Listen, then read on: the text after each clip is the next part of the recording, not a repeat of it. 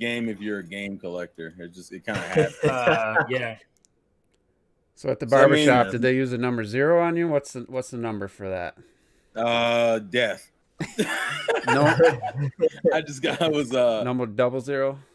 Well, no, I said okay, so I cut it my normal length and said, you know what, fuck it, let's go a little lower. And then I started when, yep, that was too low, but I've already started. It's too late. Fuck it. It's all right to me. That's yeah. You got adjustables.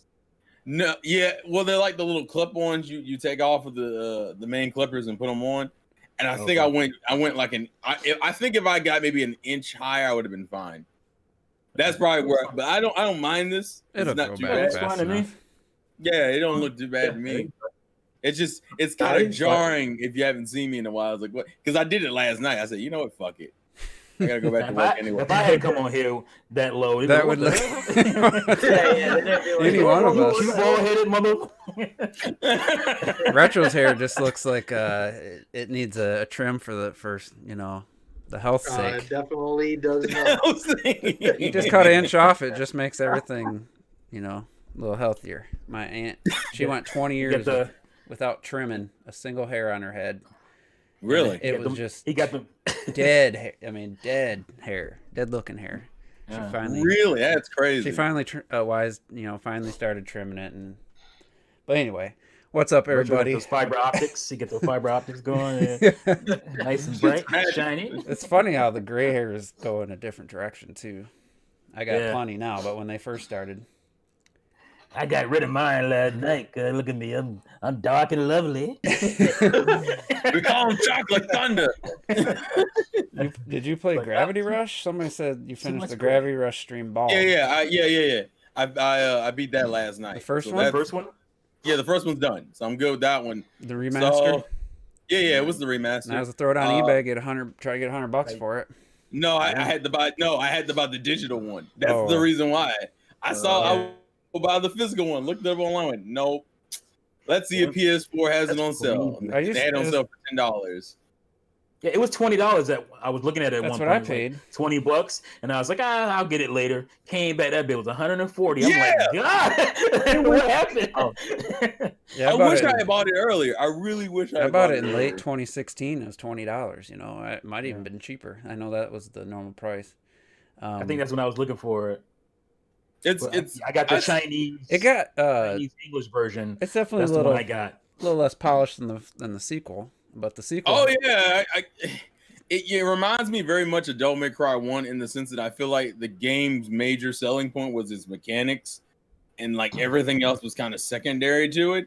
Granted, it was a PSP game or Vita. Yeah, it was a Vita game, so I kind of gave it slack for that. But I heard the sequel was much more. Oh, you didn't play focused. 2? I thought you played. I haven't played. No, I'm playing 1 first. Okay. I'm not gonna play. That's good. Good. One, you got to play the jankier one first. But 2 has the whole entire original game in it basically, and it just gets really long in the tooth at the end. I thought, but still a good. You think it drags out towards the end? I thought it got a little. Yeah, it was unnecessary. I thought, but did you say a little long in the tooth with boomerisms? Damn. The Vita copy goes for $80 too. So I have the physical, and I honestly could go without ever playing the first game again. I was thinking about throwing it up there, trying to get $80 or something. But okay, here's my question: is it kind of like going from Bayonetta 1 to Bayonetta 2, where you're kind of like, I don't really need to play the first one again? It's way bigger gap than 2. Really? Bayonetta, Wow. Visually, mechanics wise, the new abilities, multiple characters, and the world is way more like you've all seen the picture. I think it's still on my Twitter.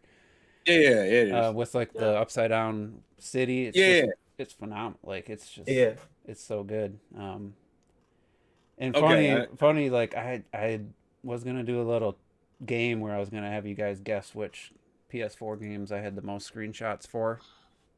And I started looking at them. I didn't write anything down yet. I still might do that, but I had quite a few for that game for sure.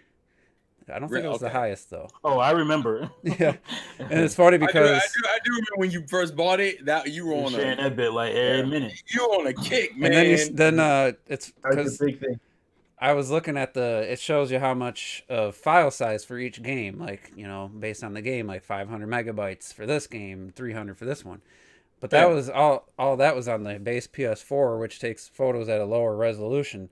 So I had another game which like had way more file size, but because it takes them in 4K or whatever on the Pro, and so I was like, I thought that would be the way I could figure out which ones I had more screenshots of. So I actually have to go and click on it, and then you see the little number, out of how many, like when you bumper left and right, you can see how many photos you have. And I was like, I'll do this later. So that'll be something for the future. I thought it was interesting. Well, but at least that game's off the list. Unfortunately, the next game, and I got to get it out of the way, is Devil May Cry 2. So that's going to be fun. You were talking in your last video, you were thinking of doing more stuff on YouTube again, but streaming is still going to be Twitch or what? No. I'm still going to stream, but I want to get back. I kind of dropped off of making legit videos, and that's what I want to get back to doing. Because I swear, man, I just don't get on Twitch unless it's RLCS for Rocket League, like the major tournaments. I just can't bring myself to click on Twitch hardly ever. It's fine. I feel bad because I used to watch a lot more of your streams. No, it's fine. I'm planning to. That's why I said I want to get back to making like traditional videos. I kind of had my streaming was kind of easy, and I kind of got into it a lot, but I still like making general videos, so that's kind of the goal. But I want to be able to balance the two, so that's the idea I'm going for. Man, fuck YouTube. You sound like my damn time. He sounds like a jaded YouTuber of sorts, man. I'm so jaded. It's a shame, man. You must be from the early 2010s. I appreciate everybody that still watches the podcast, but man, we went from 2,000 views every video to like 300-400 now, and it's like I don't think it's anybody's fault. To no fault of our own, I don't think. I don't know what else you can do. I mean, other than make 3 podcasts a week and have people so they can donate. I don't know. We starting early on that shit. I don't know what else to try. Should we do 3-hour podcasts a week and people can pay for their comments to be read? I mean, at that point, I want to get paid. Fuck that. Yeah, they have to. I mean, obviously, I'd divide it up if we ever did that. It's about the pay. It's about the engagement. No, man. I'd make 10 videos a week if I was getting 2,000 views on them. It's about the engagement for me. I'm not motivated. It's demotivating when you spend time and then nobody even gives. It's not always the viewer's fault either. Like you always hear, I don't get notifications. Yeah, right. And it's just like because subscriptions ain't what they used to mean on YouTube anymore. Like they're not. Like when Google started taking over, that's when shit started changing. That's when it started doing shit. And it went from somebody watched it and it got shared around. YouTube featured people who had like 10 subs and shit. That's how people do. But now it's literally like you said, it's not about the viewers. It doesn't matter. You really have to the algorithm. That's literally what it is. If you don't ride that algorithm wave and hit that shit, you're just fucked. That's just what it is. I have the same thing. I didn't get that many views. On average, I had like 200-300. If a video didn't do a lot more, randomly, I had like 200-300 on average. Last year, I was down to fucking like 30-50. It's just what it is. That's why I'm doing this fucking massive hollover and shit. I'm like, I see you step your thumbnail game up, buddy. Yeah, man. Like, check me out. Like, shit. I don't understand YouTube at this point. It's like I made this kind of throwaway.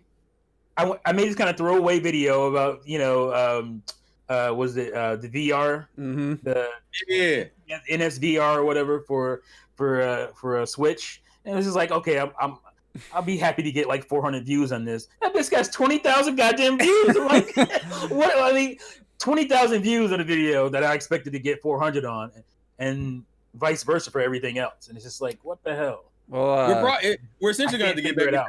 You're going to have to get into that experimental phase again, where you start kind of like looking at the videos that do well, see if there's any correlating links, and throw it into a new video to see if it makes a difference. If it does, okay, you have a formula. If not, it's just and you got to have views to get views. Like you got to have a decent amount of subs to get a lot more subs. So, well, you say that, but even me, I noticed that I used to watch my subscriber video that the videos I'm subscribed to, channels I'm subscribed to way more before, but I don't do it as much anymore because subscriptions is like the last thing on your fucking thing. It's like recommended is number one, right? Then it's like games and all this other shit. Well, TV, on your TV, on the apps, and then your subscriptions ridiculous. Is at the bottom. Yeah, and it's just on my smart TV. Yeah, that's why you never get around to watching your subscriptions anymore. But on my computer, on Chrome, I have the link directly to my subscription. So when I click the YouTube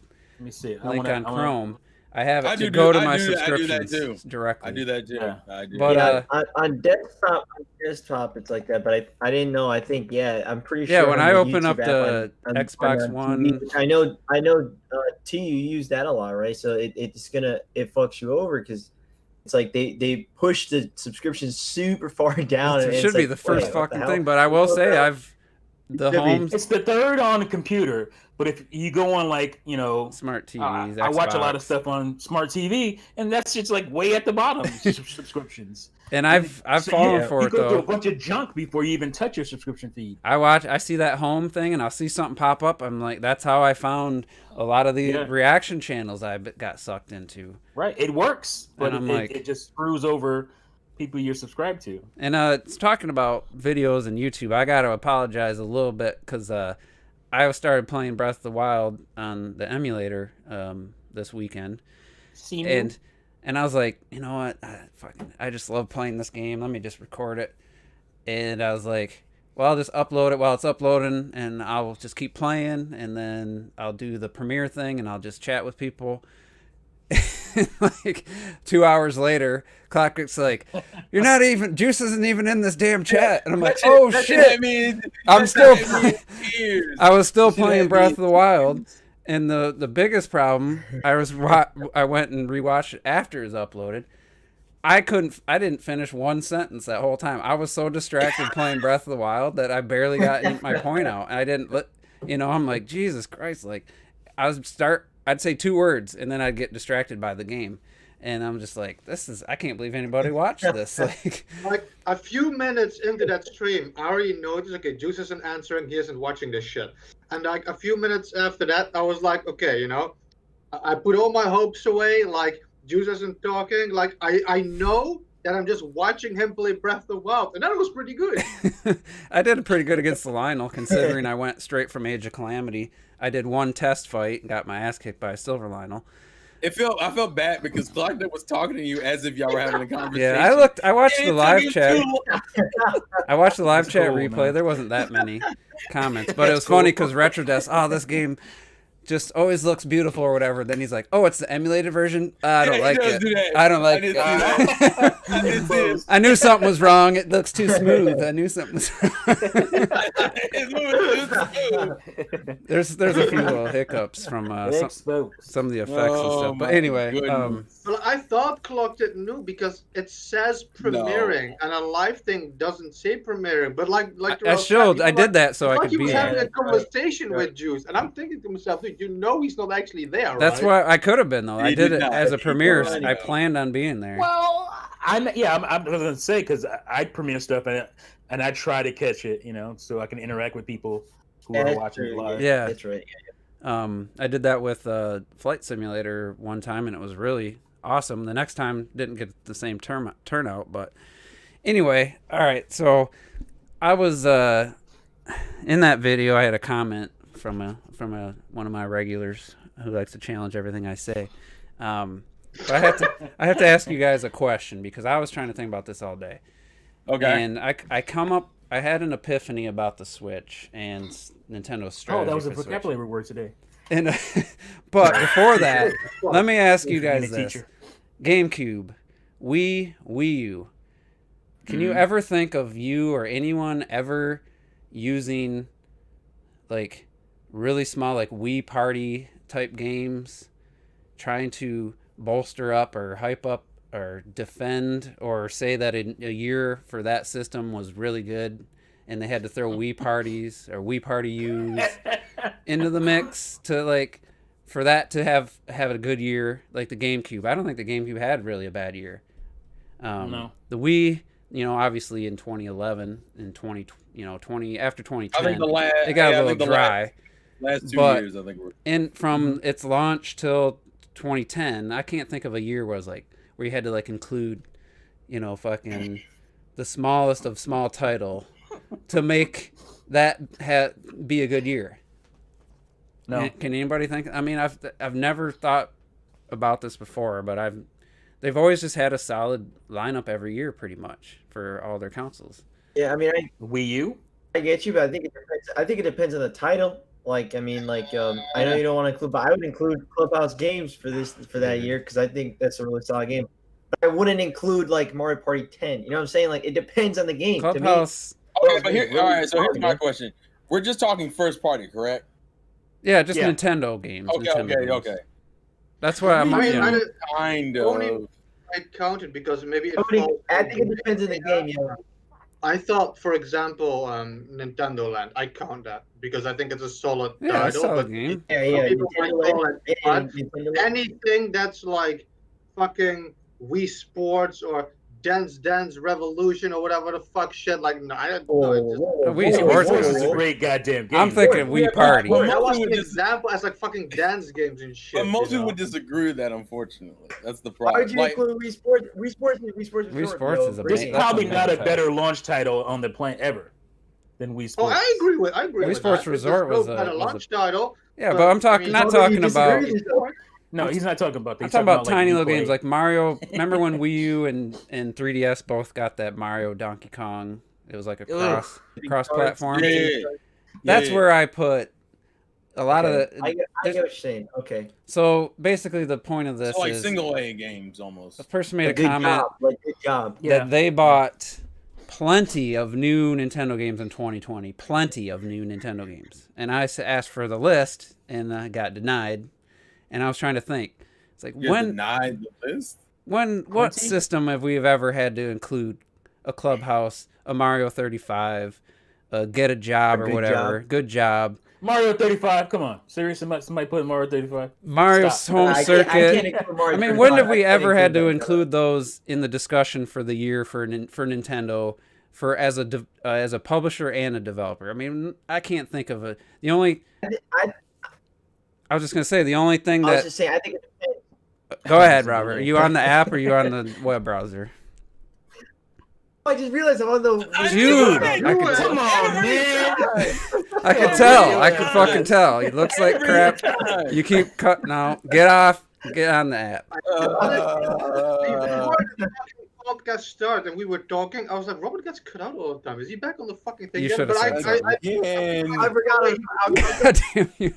So learn his damn lesson. We're giving him shock therapy. Now you can speak, Juice.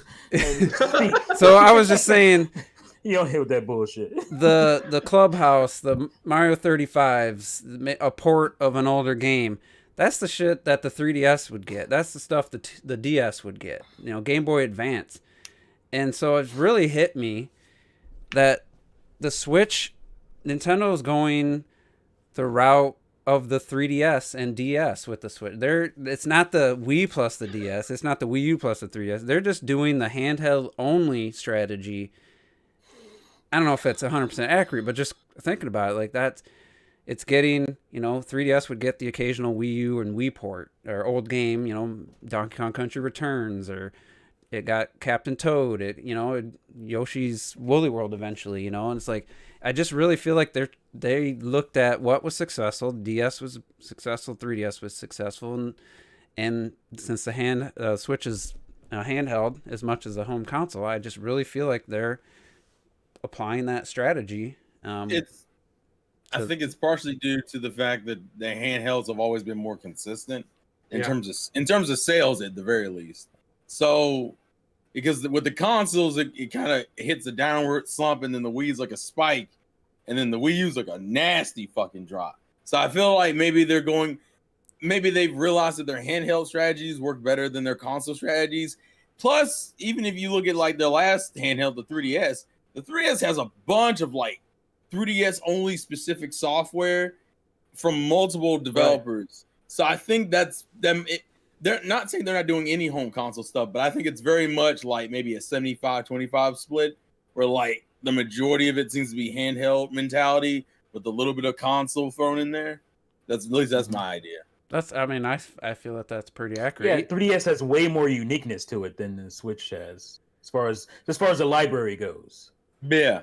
Yeah, but like the 3DS, like I said, would get some ports. It didn't get a new Donkey Kong. You got the port of the Wii game, stuff like that. Plus, got the Bravely Defaults and stuff from Square. These unique games, and then the Monster Hunters. It just really feels like the Switch, game wise, is they cut the home console. I mean, is really just the ports, the Wii U ports, and then the obviously the Smash and Breath of the Wild, and the few 3 to 4 it seems to be the last couple of years of like full big titles, and then then you get a lot of smaller stuff seems to be the focus, whether that was their plan for this year from the beginning, and obviously things change with the pandemic and stuff, but it just really doesn't feel like very Nintendo to have 3 major games, I would say, and then some smaller games and re-releases. Like that feels like the handheld,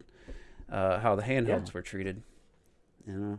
But to be fair, on Switch, handhelds have Switch gets a lot of more other support. It gets it gets 3DS like support when it comes to other companies and whatnot. Mm-hmm. So they can get away with it on Switch, where they couldn't get away with that on like Wii U or even Wii. So yeah, and it's even though the Wii has a pretty good it has a really good library in its own right. Yeah. Mm-hmm. The Wii U just kind of suffered after 2014 is when they were like, nah, we ain't putting nothing else on here. Except for when you look at 2015 though. 2015, just the Wii U version, just the Wii U, not even the 3DS. I forgot to look what the 3DS ones were in 2015. I know there was at least Fire Emblem Fates, I believe. But you got Yoshi's Woolly World, you got Splatoon, you got Xenoblade Chronicles X, you got the Fatal Frame in the US. I don't know if Kirby and the Rainbow Curse came out in 2015. Mario Maker. It was a fucking good ass. Don't forget Devil's Turd. I forgot that. I feel like the trauma of that game will always live in your soul, man. But when you think about 2015, people gave shit on 2015 for the Wii U. Like, that wasn't a good year. 2014 was so much better. Pretty good year. When you think about, I would love for a 2015 type year for the Switch. I would just absolutely love it. Awesome. I don't know. 2015 was great. I mean, that, like I said, 2019 wasn't bad. It was close. 2019 was comparable to a 2015. 2019 was really solid too. I really enjoyed 2019. I thought 2019 was one of their better years. I still think definitely. I still think 2015 for the Wii U was better. Was that the one where Crafted World came out? Yeah, that was Crafted World. Yeah, I count Crafted World as like a Wii Sports game. I knew. 2019 was. But again, retro. That's Wii Sports. We count Wii Sports, my man. What was 2019? No Wii Sports stuff. 2019, you had. We'll go in reverse. Pokemon Sword and Shield, Luigi's Mansion 3. Astral Chain. There was Marvel Ultimate Alliance 3. Mario Maker 2. Oh, Dragon Quest came out. Fire Emblem 3 Houses. Yep. Link's Awakening. Bruh. That was a good year, for sure. Yeah, I would early on it wasn't. The problem is that 2019 was back-ended. Where there wasn't much in the beginning. Everything came out like towards the fall and holiday season, and it was like, holy shit. So, but if you count just the number of games, I think. And I love how people they make these lists and they count. They count all the old games. Like, I get that was Nintendo published, but. What, Pikmin 3 Deluxe and stuff? Yeah, like Pikmin 3. That only hurt to me. That only hurts the lineup. It hurts it. Yeah. Pokemon Mystery Dungeon, whatever you say that. As a $60 game, I mean that hurts the fucking. Man, it was really good, yo. It's a really good game, but at the end of the day, that wouldn't have been. I don't really count any remakes really. Like it just I don't especially if it's like no re-releases, no remakes. Xenoblade Chronicles, like everyone thought that was a ground up remake. No, it was just a remake. You know how many people I see like, oh, Xenoblade's my favorite game this year. I'm like, come on, man. I'm like, I did see somebody. I can't be like. dude, it didn't come out this year. I think we're like you realize there's a part 2, and this doesn't have a 2 at the end or a 3 at the end, so it's probably came before. I don't count HD remasters. I never count those as new games. No. But I count full-on remakes like Link's Awakening and shit. Even that Pokemon Dungeon one, I count those as new games. Whoa, go right ahead. Spicy. You can go right ahead. I saw it. Just like, fuck you. Hey, you can do whatever you want. I want to talk about CK's comment. He says smaller games will always be subjective because if you only play certain styles of games, you will think it was a crap year. Even if you add the 2 small games Nintendo put out, good job and what else? Good job in Clubhouse. I mean, that's not even truly a new game. That didn't move me. It was on the DS. They cool. Might have added some games to it, but it's. Well, I guess the thing with Clubhouse, again, I know we always have this debate with Clubhouse, but I think the big thing with Clubhouse is the fact that at some point, what would you consider for Clubhouse a new game? You know what I'm saying? Like at some point, you're gonna be. Yeah, I'd have to look to see what's actually new. This dude is like fucking laughing at Link's Awakening and fucking defending Chess HD. Like, bro. In the end of the day, Chess HD. At the end of the day, but even if you count Clubhouse and you count, good job. That's 5 new games. 2 of which are. It doesn't matter if they're eShop. That's still not. If you want to say like legit, say I just named 2015 for the Wii U. You want to put up Animal Crossing, Paper Mario, Age of Calamity, Good Job, and Clubhouse against Mario Kart Live is not a game. It's a fucking toy. No. We gotta include. It's a toy. All right, look. What do you say? Mario Kart Live Tour. Man, get out of here. That is not a fucking game. Have to include Mario Kart Live. What you mean? Dude, you gotta fucking change. Every time you want to change the course, you have to fucking reset up your like. Come on. That's playing. That is not a new game. That is Legos before you play that shit. I'm including Mario Kart Live. That's a toy. Question. Still, even with Mario Kart Live, I still wouldn't put it over 2015. Is what I'm saying. Like, even with. But here's my question, and I just want to see something. Would that consistency carry for the other 2 consoles? To give an example, Sony. If we're going by only Sony published games, well, I'm comparing Nintendo to Nintendo. I'm not comparing Nintendo to anyone else. No. I'm just saying in the context of the rules of like you don't count remakes and you don't count ports. For sure. And we're talking about just Nintendo only games or Nintendo published games. Would that same logic always would apply to Sony? But Sony's never done more than because Sony's not on Nintendo's level when it comes to first party. Yeah. So nobody puts them in that character. Yeah, quantity wise. Nobody puts them in that character. Unless maybe on the PS3, I can't even think of a year where they had like more than 4 or 5. Not even PS3. So that's what I'm saying. PS1. But those weren't their games. They were exclusives, but it wasn't like from Sony Interactive. They had the Dreams come out. They had Last of Us, Ghost of Tsushima, Miles Morales. Yeah. Demon's Souls was a remake though, so that one's borderline. I don't. Astro's Playroom's kind of. But that's not made by them. That's not them. They own Bluepoint now though, but it's not Sony developed now. But still that's a pretty good year for Sony, honestly. For like exclusives. I'd say it's their best year since PS4 started. Their last year. And they had Sackboy, which was developed by Sackboy, which is Sumo Digital. True. Kind of a Sackboy. Decent but nothing special kind of game, but still Puppeteer.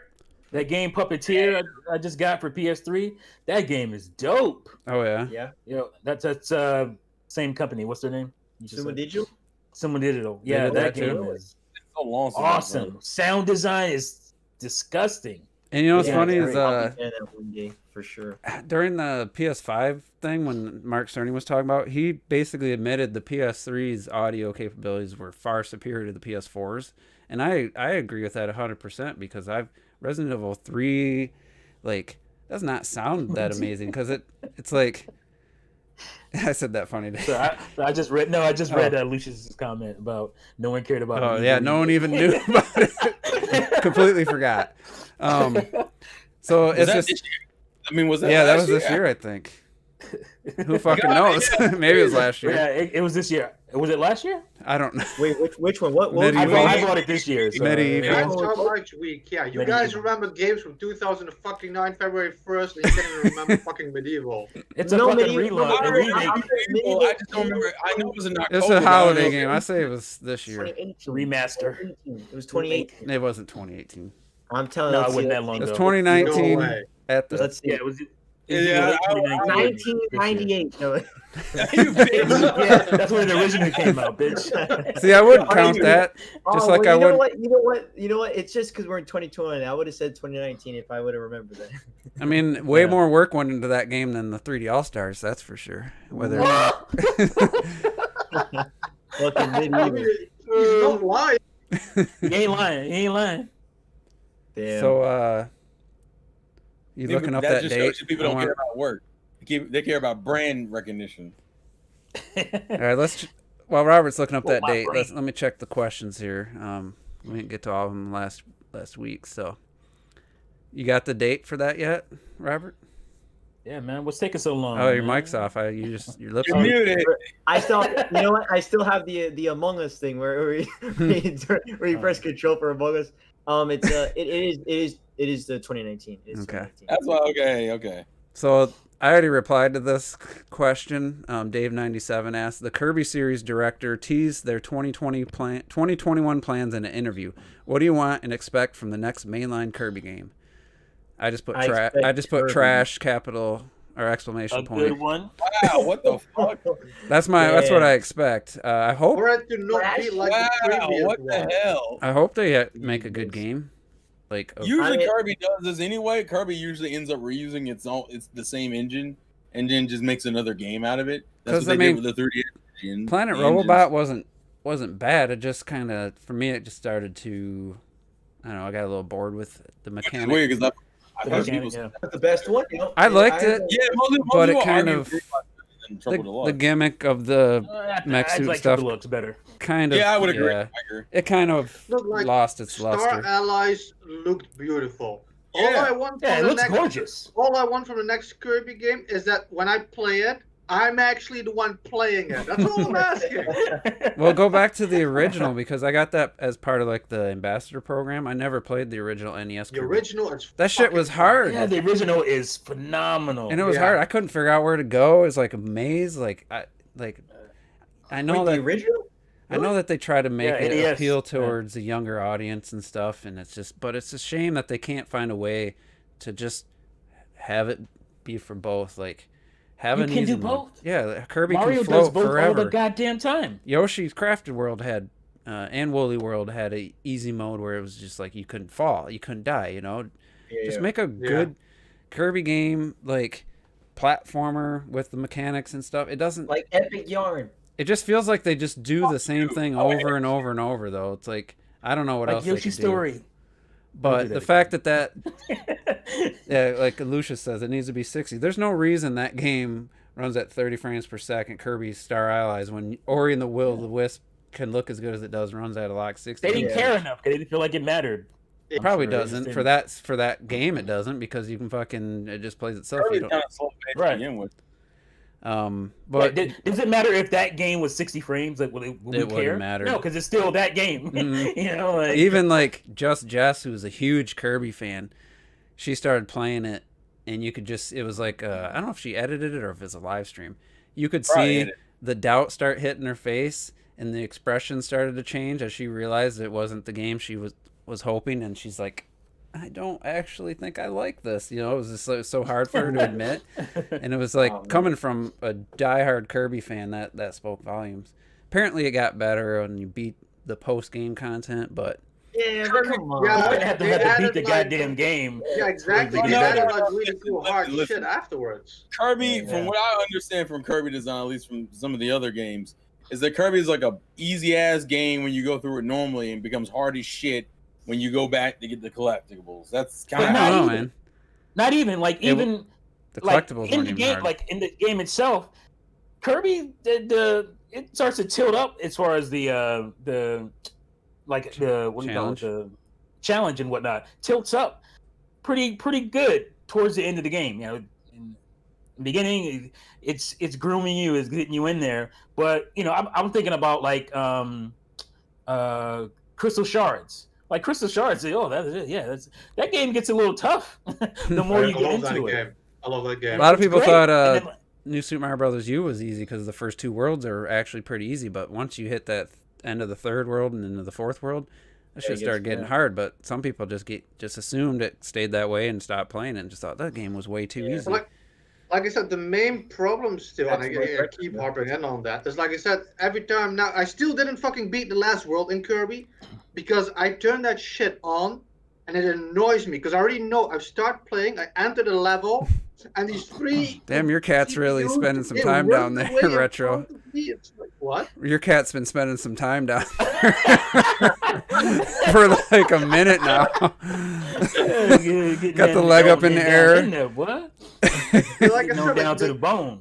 The fact that Kirby just plays itself, it really bothers me. Like, you're standing still and the computer walks away, they play the game for you, and that's why I never even finished the last 2-3 levels. I'm at the end of the game. It's annoying me so much. I just don't even play it on. Turn it off. Those motherfuckers will run and jump in front of you and they steal the items from you. They steal the enemy. You were like, oh, I gotta suck that enemy up and get a fire ability. Nope, they just fucking kill it instantly. Like, fuck you. Yeah, they like fucking kill the abilities you want to get and shit. It's like you're playing against the computer, and it's just not fun. Apparently, after you beat the game, you can play it without those. It's just Kirby, which should be an option from the beginning.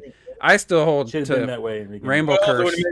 It makes sense to call Rainbow Curse is still my favorite Kirby game. I mean, it was. You just that's not a Kirby game. You just look at the fucking gamepad the whole time. Is it a Sonic game? Of course, it's a Kirby game. It says it's like Sonic. It's more Sonic than it's Kirby. It's the best Sonic game since. But they had some really good strategy. Sonic Spinball. They actually had some really good strategy with tapping Kirby to make him go faster to charge up. Fuck you game. That's what that game was. I really like that. But Rainbow Curse is awesome. You guys, I think that's pretty much answered that question. Let's that music in Rainbow Curse is go back to your roots. That's what you do. And I'd almost want to ask the same question for fucking the Yoshi team, and I would say bring back the composer from Woolly World. To be fair, give them the benefit of the doubt. It's one game. It's one game. One misstep. Well, Yoshi's had more than one misstep. The 3DS. Yeah, Yoshi has. I guess Woolly World was a good misstep. And 64, Yoshi's Story. But get that. New Yoshi's Island apparently was terrible on the 3DS. And actually, the reason why people like Crafted World threw people off because it was so inherently good compared to like. You mean Woolly World? Woolly World. I'm sorry. Woolly World was because it's the outlier. It's not the. Yeah, the last Yoshi game that was good as far as Woolly World was Super Mario World 2. Yeah, that was the other good Yoshi game because Yoshi's Story wasn't good. It was. What about the? But wasn't there wasn't there a 2 on the 3DS or not? No, there's just one on. Yoshi's Cookie. You want to count? Oh, you come out. The N64 one I never played, but that's another one. Look at the Smash stage for Yoshi's Island. Like how awesome that fucking stage looks. I still say it's one of the best looking stages in Smash Ultimate. I think it was in Wii U as well. Just make a fucking Yoshi game with that art style in HD and make it play like. But I don't think Yoshi's issue was art style. I think Yoshi's issue was good game. Well, the music was the biggest problem. The level design was bad. Yeah. But it's because they hampered themselves by having to make everything look like it was crafted for real. So that limited what they could actually do. That bitch is slow. I don't think it's by any means a bad game. I still enjoyed it for the most part. It's slow. And that's for 60 frames per second. You want to talk about 60 frames per second. That didn't need to be 60. Like the sacrifices in the visuals just to have it hit 60, and it's like it doesn't feel like 60 frames and you feel slow. Yeah, everything feels slow. You know what's funny about Crafted World? Because I mean, T's harping on like Yoshi's Story a lot right now. I enjoyed that game a lot as a kid. But the thing is, when you're a kid, Crafted World is basically Yoshi's Story too. Because it plays the same. It has the same kind of, like the way that the world is basically almost flat and shit. Yeah. It just looks a bit shinier. But that's why it blows. Because it's more like Yoshi's Story than it is Woolly World. Yeah. What? But you enjoyed it. Wait, hold on a second. But the music isn't as bad. I like how Robert's like, wait a minute. I enjoyed Yoshi's Story as a kid. I enjoyed it. Yeah, but does that mean? So you're saying you don't enjoy it anymore? I don't understand. Like, I tried playing today. I tried playing Yoshi's Story like about a year ago again because I enjoyed it so much and shit. I think back then T was already fucking on that game, so I was like, no, I want to play this shit again, and it is just flat, and you walk through the right. There's just no platforming in it really, and that's what Crafted World bland. And you know what's fun? Bland. Something about retro. Retro can have good point. It can have a great base argument, but have a terrible way of fucking explaining that argument. That's what I was like. I enjoy Yoshi's Story, but it's Yoshi's Story, so I don't like it. Wait. Hold on. Wasn't Yoshi's Island DS a remake of the original? I don't know. I thought it was. Without it is. Yeah, Yoshi's Island DS is a remake. So you know what's the really sad about Yoshi's Crafted World was after that I tried to play Woolly World. The Woolly World's 100 times better, but it did slightly affect my opinion of Woolly World. You think it would be the opposite. You think you'd go back to Woolly World and be like, oh, this is amazing, but it just tainted that franchise so much for me that I couldn't even enjoy Woolly World as much. I only played the first world, which is obviously easier, but. Wait, I don't think Yoshi's Island DS was because that was the Advance Game Boy Advance. Oh, that's right. Yoshi's Island DS. Super Mario Advance 2, Yoshi's Island. Like what? We have to look up what the Yoshi's Island DS. I swore they did something. Yoshi's Island DS was good from what I remember.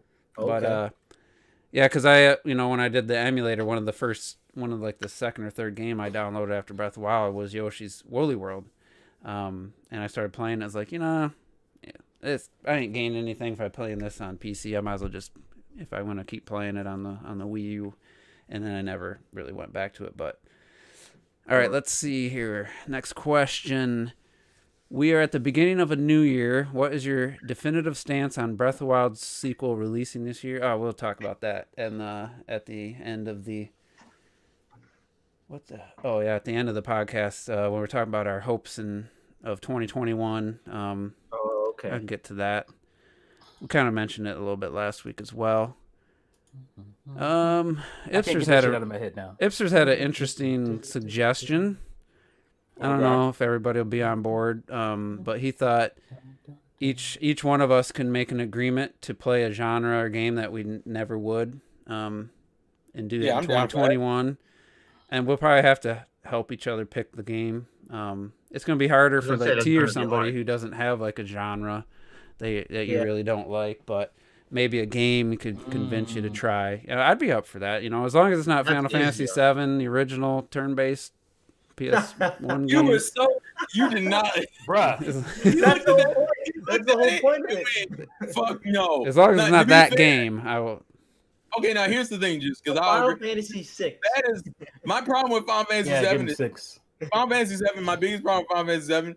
Final Fantasy VII to me is a guide game. It's a game that you legit, in some areas, need guide for. You need a guide, yeah. Because you don't know what events will trigger what things. Like, I got locked out of certain weapons because I hit the wrong answer in a cutscene like an hour ago. And I was like, fuck. So I couldn't even get all the ultimate weapons for the characters. I'm like, all right. What the hell? That's just... Yeah. Final Fantasy VII, you kind of need a guide for. I got a guide day one with that game because... back then, they used to give you guides, and they give you like 10% off or something if you bought the guide with the game. Okay. They put a bunch of extra shit. That's what they used to do back then. I mean, they put a bunch of extra shit in there. I would consider like Dragon Quest XI or even the Monster Hunter Rise or something, a newer game that I normally wouldn't play. Or something but I would be also up for coming up with a group of maybe 5 games and doing a random drawing. Animal Crossing. Make them play Animal Crossing. That's good. I have New Leaf. Animal Crossing. I have New Leaf though. I did put a couple hours into that. But it's very different. It's pretty different. I just love seeing how they can customize their islands. And that's what I swear to you, I think that's what you like about it. You know what you give Juice? That's up your alley. I would play Minecraft. Give him Minecraft. He said he's interested in Minecraft. I'll play Minecraft on the Series X when I get it. Yeah, exactly. He said I want those ray traces. Ray tracings. Oh man. Let's see. Graphics horror. Let's see if Lightning can have a question that makes sense here. I haven't pre-read this one. Do you all think in the future Nintendo might revolutionize consoles and handheld like they did with the Wii with motion controls, or Wii U with gamepad, or Switch with portable console games being combined together? That makes sense. So basically, do you think if Nintendo does the same thing they do every time? Yeah, it sounds like will Nintendo be Nintendo?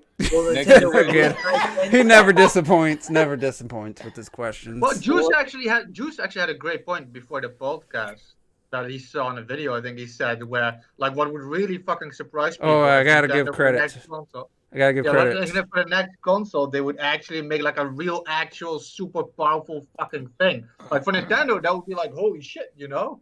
That was a Red Knight idea. I can't take credit for it. I watched a video. Who the hell was that? Where he said that would be almost the most Nintendo thing they could do as far as subvert expectations, is just do a standard, really powerful console. Like every time I hear subvert expectations, I think of Ryan Johnson. Yeah. So, and what he but I was like, you know what? He's like, they could keep the Switch for streaming games from the new console, or just have it be its separate thing. And I was like, you know what? I can't say that's wrong, because that would be what no one would expect. That would be so unexpected at this point. It would be unexpected. That'd almost be a Nintendo thing to do, but they wouldn't do it. But I'm just saying. Maybe under the new guy, he's like, no. Nintendo has created some of the most jaded fucking fans, haven't they? I know. It's just they ain't doing that shit. Fuck that. The docking undocking, like Retro said, docking and undocking is still. I mean, that's the still. Switch itself is revolutionary. I don't want. That's still cool, but at the same time, you got the Joy-Cons, and it just kind of hurts the experience. I get you, but come on, the Switch itself, that's literally I mean, it's cool. Come on. It's way less cool now than it was 4 years ago. I mean, it is still huge, yo. It is still huge. The Switch is, if you go by my coveted evolution to revolution, it's an evolution. Cycle. It's the check's in the mail, P. It's a little bit of both. It's revolution plus some evolution. Obviously, it's the evolution of the Wii U, which was supposed to be an evolution of the Wii, but not really. So it does still have the revolution of taking your games anywhere. Nobody has done that. So. Well, that's what I'm saying. That's saying connecting device through HDMI is nothing new. Come on, Lucius. Come on. What console did the Switch like this? Come on, let's be for real here. You can do that with a laptop. Oh man, yeah. Put it in the dock. Around some heavy ass laptop. Burn it up like a laptop. Set it How would you do that? Come on. Like, this shit is not convenient. All right, so let's another question I wanted to ask, because I'm just curious. You gotta accept the way I set this up, because you're gonna want to. Some people are gonna want to challenge it, but I just want to find out if you look at. I think it's subjective or objective, like the top 2 games on the Switch as far as non-multiplats, like games that are Nintendo, maybe exclusive, or just the top 2 games. I think if there was enough people polled, I think it would probably be Breath of the Wild. And if you don't count Wii U ports and stuff, would be Breath of the Wild and Odyssey. I don't know what. I'm sure some people might not put Odyssey in the top 3, but I just want to ask at this point, with those, what would be the third game you would put in those group? Whether you agree with those being the top 2 or not, what's the third? I know what Roberts is going to be automatically. And I was kind of curious because I don't know what Clockets would be, and he couldn't make it tonight. But what do you guys think? Is it personal opinion, or because you're asking, like, did the Breath of the Wild? Yeah. Just accept that Breath of the Wild and Odyssey were voted 1 and 2. Okay. Yeah. What's the third game? What would be the third game you'd say? All right, this game has to be in with those 2 for you personally. Easy. Okay, so personally, easy motherfucking snipper clips. No, it's fucking you 1-2 switch, 1-2 switch for sure for me. You dirty it's Animal Crossing. Come on, man. At this point, it's Animal Crossing: New Horizons. I mean, come on. And people in the chat too, if you want to answer. It's right there. Yeah. It's Mario Kart 8 Deluxe. No. No, wait. I know Terrell's Xenoblade Chronicles 2. I know Retro. That's probably Animal Crossing. So wait, are you talking about like as in if you were saying like these were the holy trinity of let's say so there was a poll, the whole world answered, and 1 and 2 were Zelda and Mario Odyssey, what game do you say, all right, so I'm thinking what would be the third most voted game? No, just for you. What game do you think, all right, this is the game that should be with those two? Why is it so confusing? I don't know why. Because it's the way he phrased it. Saying if the world votes, so he keeps... For 1 and 2. 1 and 2 are set. You can't change these two games. It's a Triforce. Okay? So what's the third game you put in with those two? If you... Zelda. Actual change. Fine. So Robert's Animal Crossing. Retro's probably Animal Crossing. If you it has to be Animal Crossing, in this context, and there's no contest. In this context, what do you think, Terrell? It has to be because you said Xenoblade Chronicles 2 is the best game of the generation. So I mean, of the decade. For me personally, that's your Trinity. Yeah, personally, Xenoblade 2. What's yours, T? Seriously, Smash. That's what I would think. That's why I said this is the world. This is just you. This is what you want. I know, but I'm saying if we were also talking objectively, it probably would be Smash. That is not bad. No, I think if we're saying objectively, I'd say Animal Crossing. I think Animal Crossing's in the discussion. So I'm just saying. The interesting. Robert talks like a slick ass salesman. Like I think. I thought mine would. I did. Yeah, you put a collar up and everything. I can't wait to hear Clocked It. I'm not sure where. Honestly, it's probably be Animal Crossing, but I don't know. So mine. I think it's Animal Crossing. What do you guys think my third? I don't know. I don't think his will be Animal Crossing. What do you guys think my number 3 is with those two? I think you'd say Animal Crossing. No, you wouldn't. No. I'm not. I mean, true. No. You're a liar. You're a liar. It's gonna be something he actually. Robert don't get the point. Robert, you. Robert, go to bed. You're drunk. It's so hard because all the games I keep thinking of in my head are like Wii U ports. Luigi's Mansion 3. My brain keeps thinking Rocket League. Luigi's Mansion was number 3. No multi-port. No multi-plats. So Nintendo only. Okay. I think your vote is going to be Age of Calamity. Yeah, if that case, I think it'd be Age of Calamity is the all right. Is the Triforce trifecta. Those are the 3 best games. So 2 Zelda games and Mario. Mario's second fiddle to Zelda. So Calamity, that's your pick? Yep. And I would not have guessed that even last podcast. Once you get about halfway through, there's 20 chapters. Everyone was telling me what chapter they're on, and I didn't know how to fucking even know. At the bottom of I don't know if it's the map screen, it has the main icon, and at the end it had 20. So I don't know what chapter was this. It was after defending the Akala Citadel.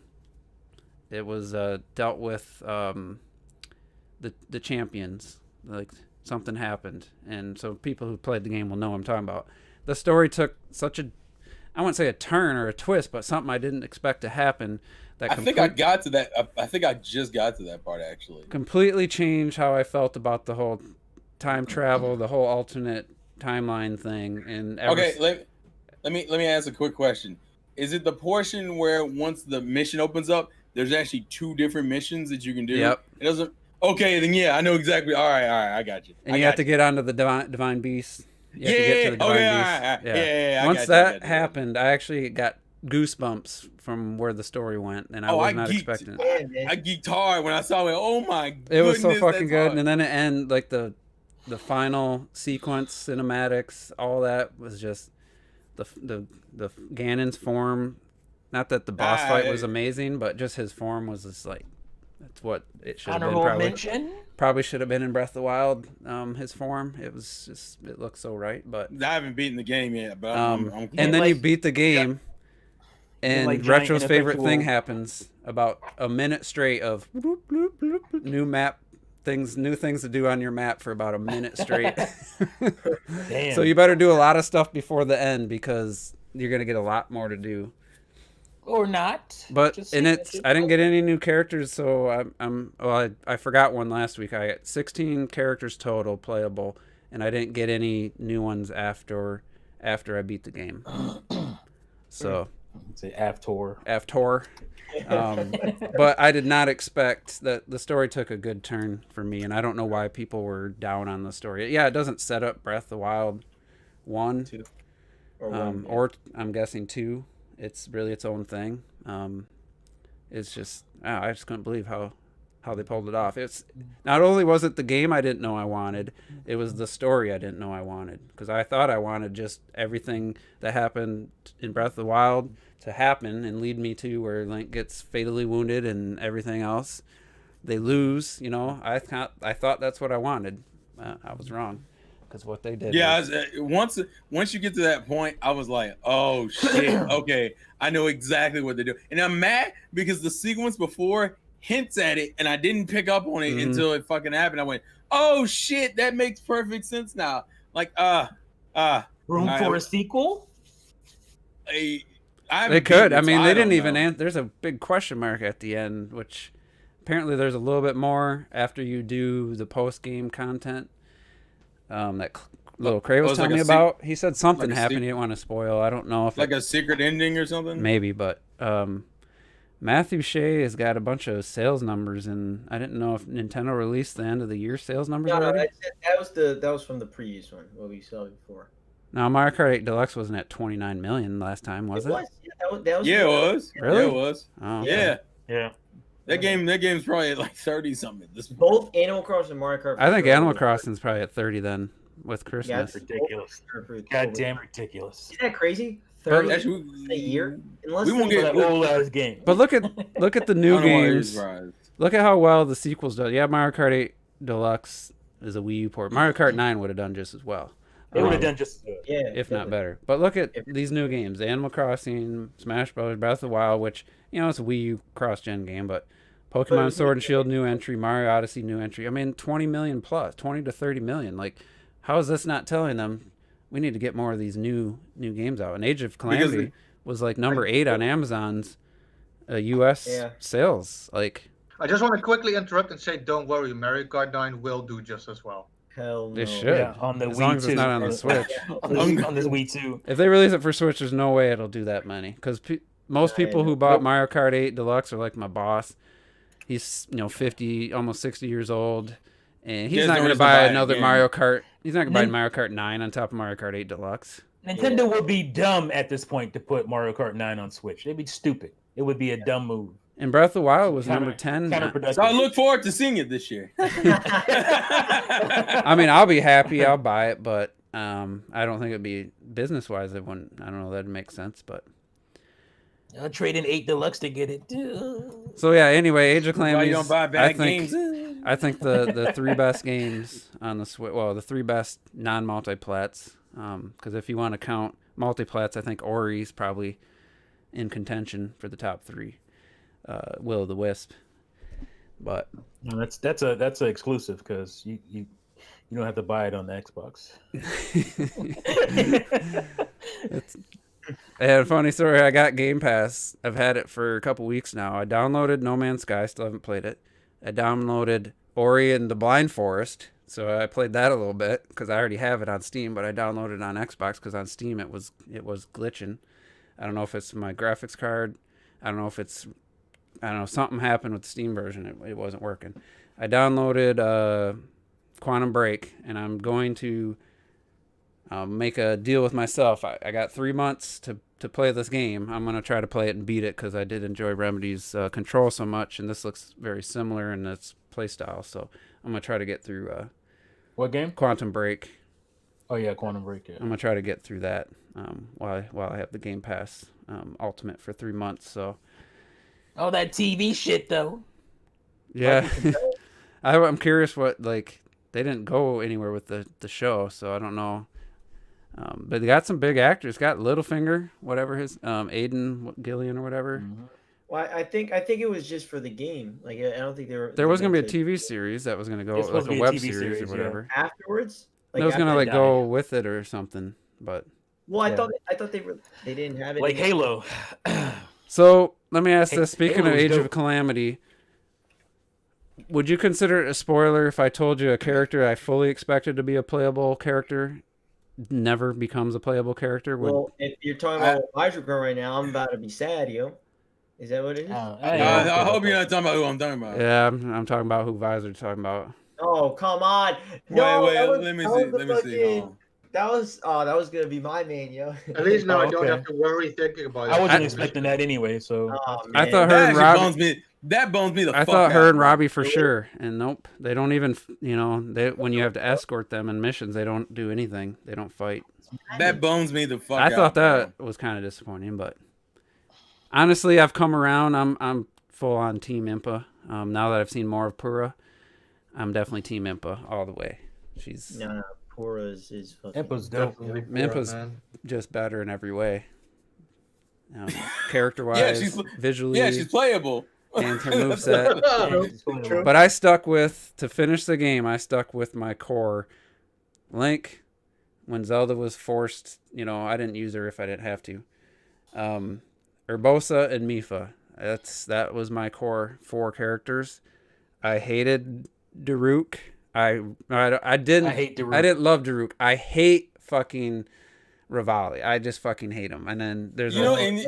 I'm and the irony is I hate him as a character, but he has a pretty really? Oh wait, I'm thinking of somebody else. Sorry. You're thinking of I'm thinking of somebody else that I absolutely hate. Don't let it slip. Don't let it slip. I was gonna say Rivali's okay, but I didn't. He was at level 33 when the rest of my characters were at 58. That's how little I used him.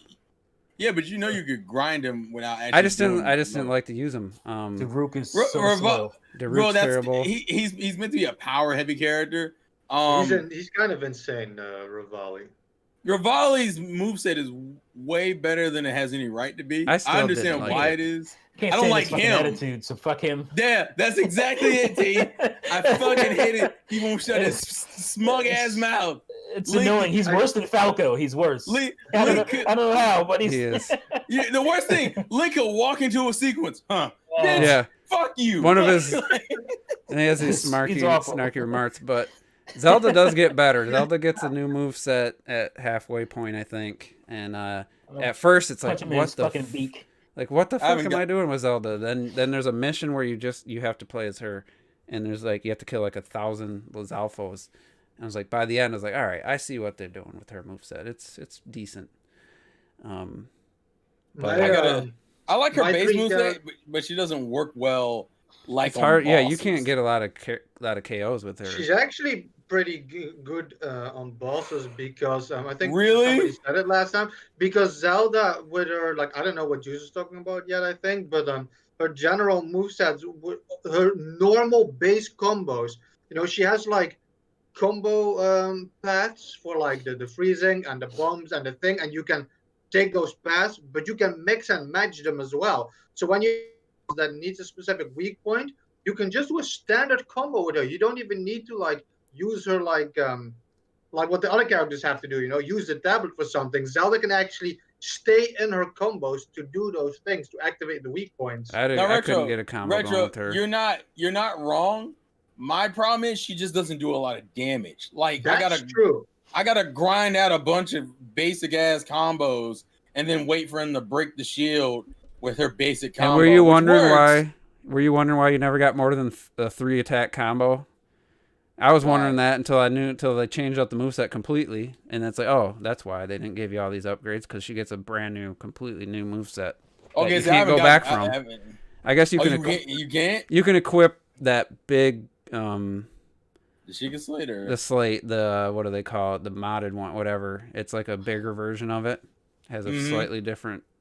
That you can equip that. Spoiler alert! But so if you're gonna use her now.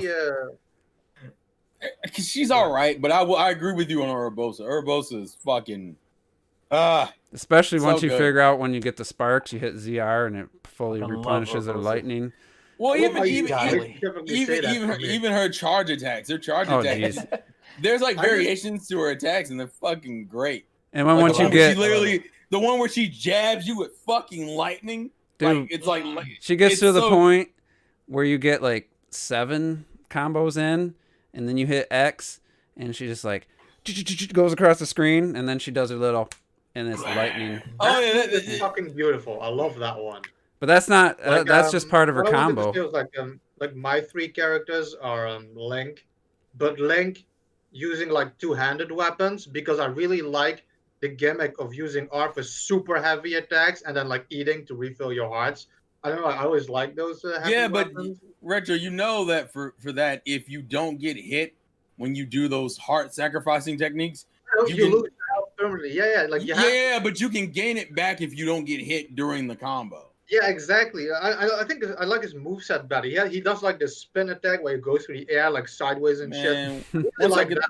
Once I got the Master Sword, he's just phenomenal. That's pretty cool. I did a fight with a Hinox, a Lionel, and something else, and I didn't take damage the whole time. I didn't have to use health.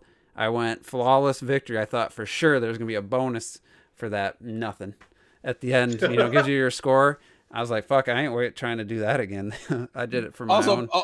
Also, by the way, do y'all know about how y'all can use like the rods to kind of combo into like cheesing bosses? That shit's fucking hilarious. Well, then what you do is you go back to the lightning, fire, and ice original trainings, like the first one, and you can beat them in like 5 minutes, and it replenishes your rods, and then you can go to the harder levels and just fucking I got a fire Lionel, I'll just use some ice on them. I'll use it 4 times, and if you need to, and it's a way to really destroy them. Because I always space it out that way. Like I'll go into a combo, he'll Wiggin himself, I'll do damage when he comes out of the combo, hit him with ice, brings it back into that break state. And then I'll loop that like 3 times. If you hit them with the opposite element, they'll stay until you break them all the way down. Yeah, because it actually shows like the cracked effect in the break bar, the guarded bar. A lot of strategy in that game. Wouldn't you say, Retro? A lot of in that strategy game. I want to burst to replenish my rod. I think you just wanted to step on you. There's definitely strategy in the combat. It's a tall tree to climb there, boy. Well, I don't know. There's no time limits. There's a couple missions where if you let the like the Hylian captain or whoever can get killed. I was doing one. I'm like, why the fuck do I keep failing this mission? What the hell's going on? Right at the start, I just took off. I did it like 3 times in a row before I thought I was just running out of time. I'm like, what the hell's going on? Well, these freaking like 3 moblins just instantly like head in there and they destroyed it.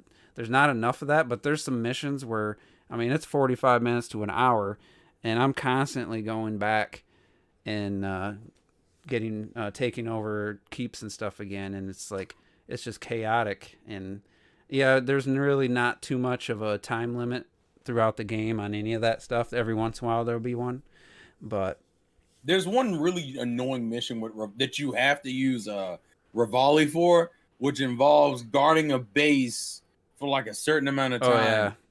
And like I'm sitting there like, okay, I'm like 5 or 6 levels higher than what they asked me to be. Yeah, you need to I'm like, 10. Okay, cool, I got this.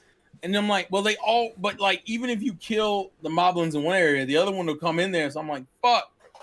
And it becomes this like barrage of lightning moblins and fire moblins and fucking ice moblins. And I'm just like, Rivali, I need you to like do something. And it's fucking AoE. And you can't build up a special because there's no minions around to build up your special. Exactly. Quick. So you have to just kind of like grind it out. And sometimes it fucking sucks. T. You know what? Urbosa's like, here's Urbosa's waist, and then her hips are like, whew, they're dangerous. Look at that midriff, son. Yeah. Well, that's what you're looking at, the midriff?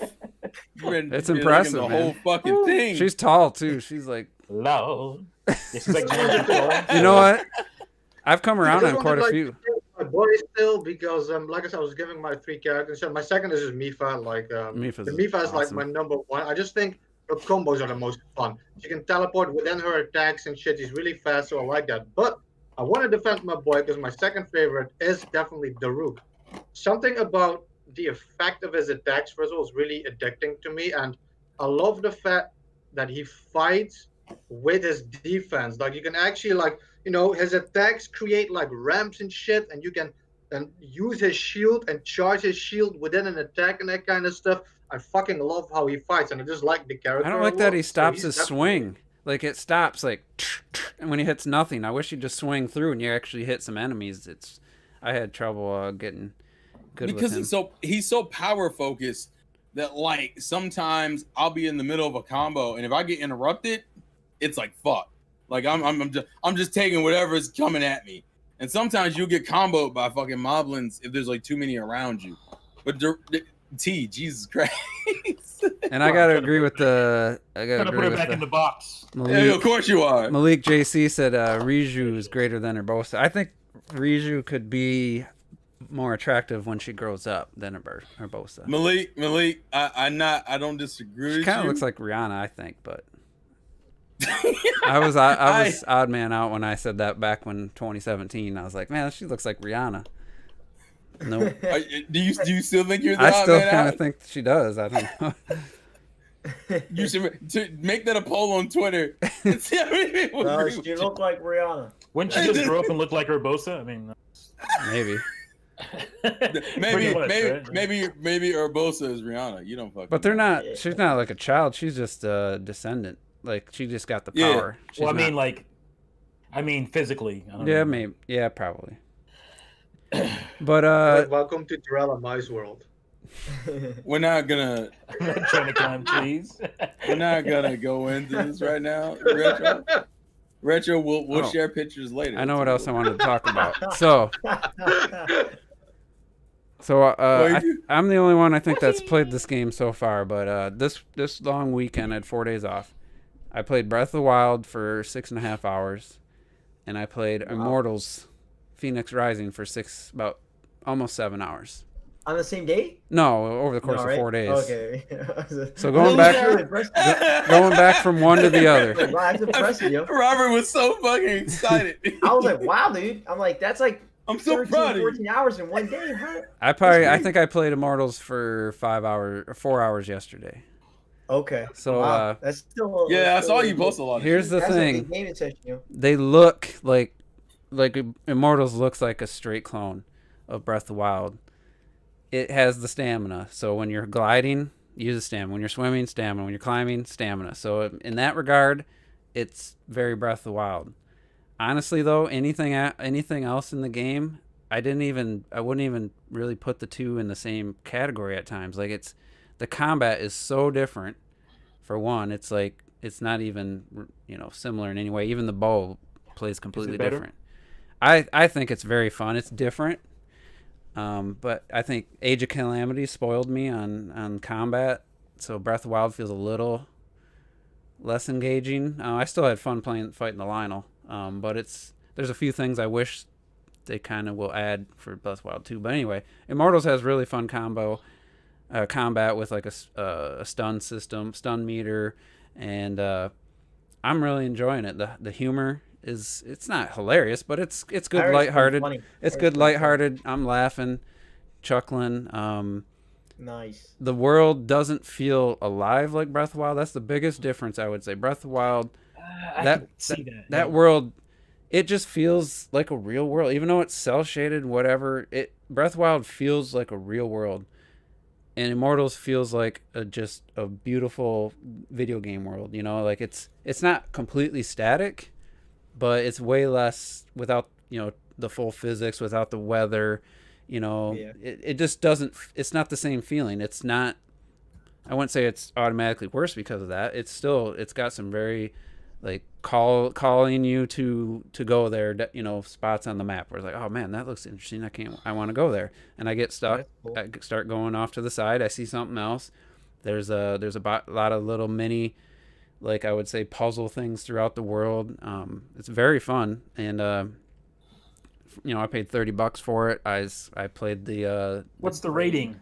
Is it teen or is it everyone? It's no higher than teen, that's for sure. But it might be lower. Pretty sure it's teen. It's teen. It feels more like a Disney animated story, and like Disney and not their prime, not like Lion King and Beauty and the Beast, but a good Disney like atmosphere, like a good Disney animated movie atmosphere. Well, I just said that because we're talking about it's teen. It is teen. Yeah, about them changing the name from Gods and Monsters. Yeah, because I was like, oh, they didn't like the title because they wanted to appeal to more people because Gods was in it. Mm-hmm. That happens a lot. And I'm now that I've heard it and I'm playing Immortals and her name's I played as the female, but there's a male and female option. Phoenix is a cool name for the character, and it's just like it's just so lighthearted and charming, and the music brings me back to like GameCube era Ubisoft, like Sands of Time, just like really whimsical, like fantasy music. It's really the complete package, and the fun. And the sad thing is it'll probably be an absolute flop, like a Starlink. I think no one's gonna buy this game. It's already $30, and it probably will be another failure for them. But in my opinion, it's the best game they've made. It's another game that they should have just said, this is going to be a Switch exclusive. Or release it in March. Alone would have pushed that game. Or release it in March 2021 away from your two other huge games. But I think if they would have said Switch exclusive, it would have so much like, oh my God, Switch exclusive. People would have been. I also think Starlink should not have done the Toys for Life shit. I think that honestly hurt. That's definitely the thing. But Starlink should have just been Star Fox. It wouldn't have mattered. It still, if it wasn't Toys for Life, it still wouldn't have mattered. It wouldn't have sold anything on the other consoles. It just should have. They should have focused on the Star Fox. I agree with that from a sales perspective for Immortals, but from a play experience, I'm so glad I bought the PS4 version because it is. Yeah, like I don't think I want the Switch version. I think I'll get the. I got some screenshots. Xbox One. When you see this in motion, or even when you pause it, like these screenshots don't even do it the justice, I don't think. But when I'm playing the game and I'm like, this just joined the conversation like this year with games like Ori and the Will of the Wisp, Doom Eternal. Now Immortals is now the third game this year where I've said this is one of the best looking games of the generation, because the generation's still going on even though PS5 came out. Like just the art style, the colors, some of the character models. It does in these photos, kind of, but it's Fortnite. it's so much better than Fortnite. It's on another level. Well, that's that and 10 million other games. Yeah, but I am just blown away with the entire package, from music to the art direction to the writing. I haven't heard music. Much of the music. I mean, it's not like I wouldn't go out and buy a soundtrack. But it's solid. But it's like I said, it's whimsical. It's the right music. It's got that. It fits the game perfectly, and I just like. Yeah.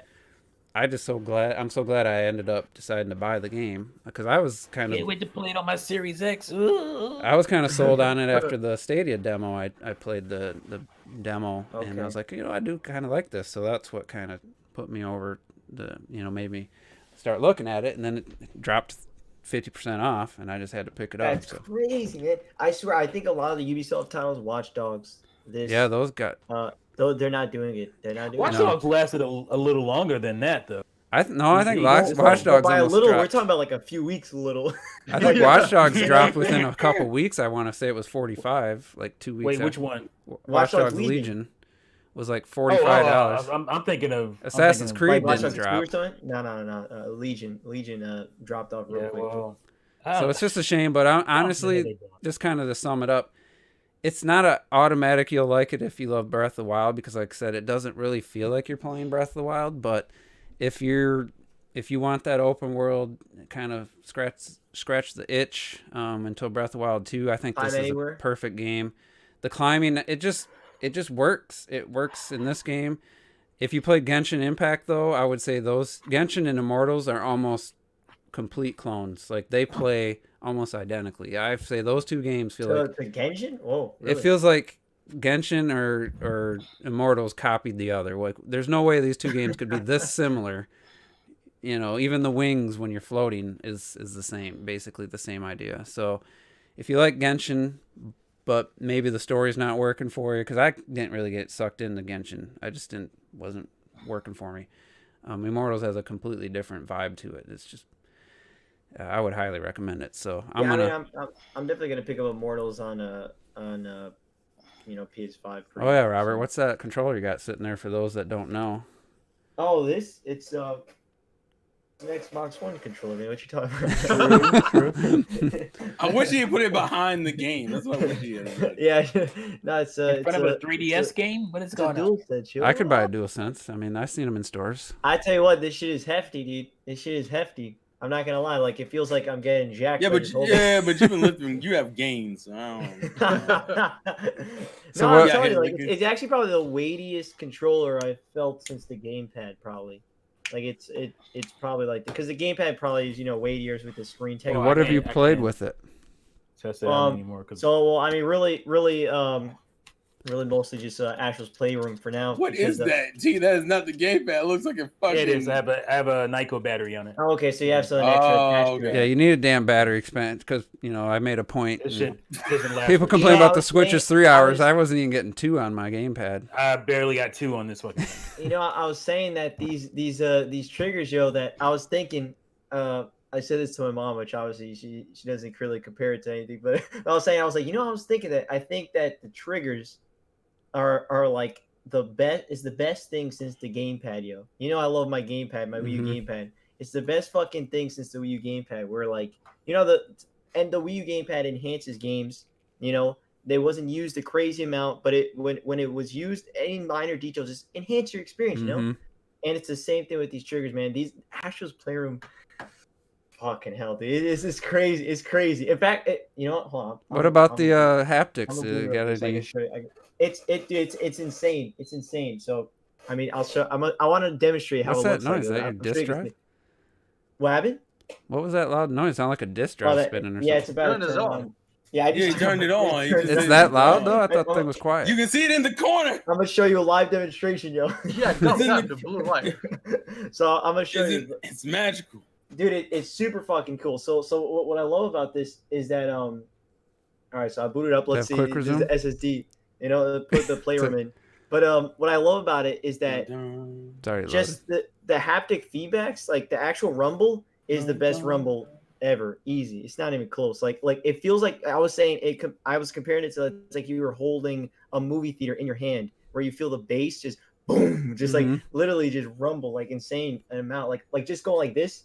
Like I doubt you can hear, but well, that's you heard the little thing. Yeah, I heard the music. Like somebody came up with a good idea for the haptics. Is they set it on a surface that reverberated, and you could tell the different pitch and tone to the rumble. Oh, okay. With, and it said that matched with the sound from the game, and it's almost like you said. If anybody's been to a theater with like the D box where the seats move.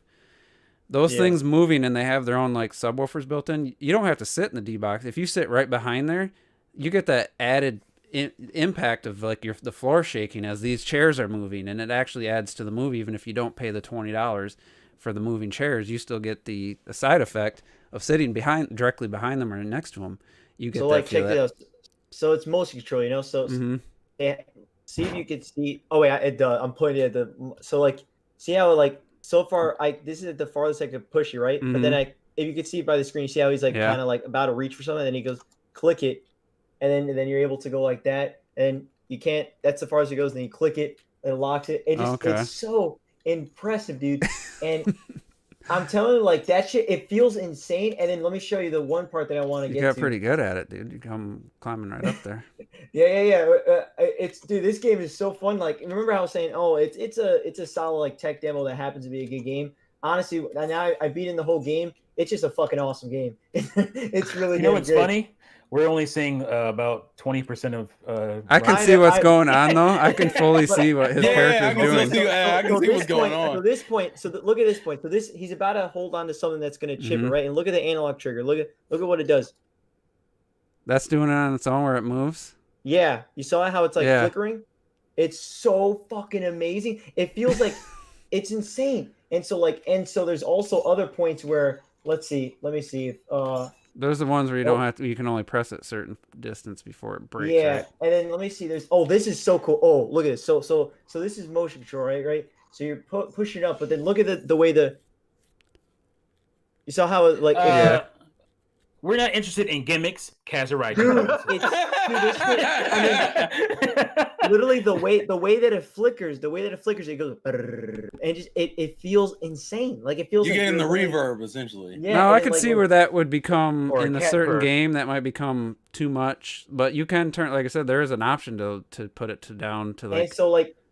Look at this part. So right now there's a broken rock, right? And so if you press the whole thing, you're gonna see in the corner he goes like this, and he can't break it, right? So he can't press it. So you have to hold it just slightly, and you use the other one and slightly and like that. I'm actually looking from my screen.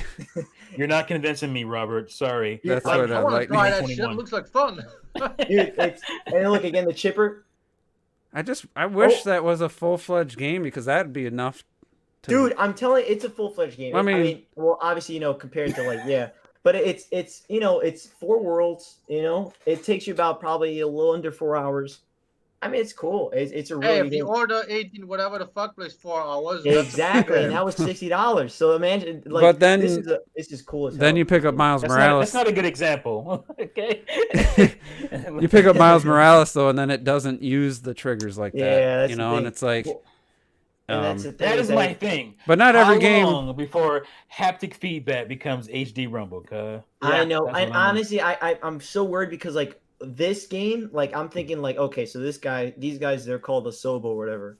Their next game, they're gonna use it for sure. Media Molecule, they're gonna use it for sure. Yeah, you gotta have companies that use it. Yeah. But you think about it, it's like, man, I hope, because like for instance, like there's so many different. Put in Ghost of Tsushima. Let's see if that does anything because they did the update. Spider-Man would be the fucking game. Everybody wants to talk about. You would think, you would think. I mean, I guess Spider-Man has some cool stuff, but it's definitely not as in your face. That's for the web slinging. Like that's what you would assume. Digital Foundry just put up a video, and I knew about this a while ago. They added a 60 frames per second mode to Days Gone and Ghost of Tsushima, so that it knows you're playing on PS4. And then I guess The Last of Us added some haptic feedback stuff. That's all they've added. Did it? Okay. But I wonder what section, like what part about it. If they're gonna add updates, like you gotta take advantage of the controller. You'd think in some way, in some way, at least because like I'm telling you, man, the rumble in this is crazy. It really is crazy. It feels like you're holding a movie theater in your hand. I was like, I just went like, whoa.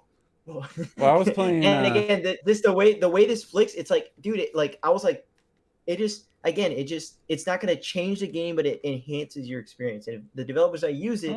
Gonna help you out just like the Wii U gamepad. Like I was saying, like the Wii U gamepad, how it like there were times where it almost like Zombie U, like those type of games, like it was made for the gamepad in mind, so it helped like in terms of that. But even just menu stuff, helps you out with the Wii U gamepad. Well, I gotta give a shout out to this controller right here because I was playing Shadow of the Tomb Raider, and it doesn't have adaptive triggers, but they use that.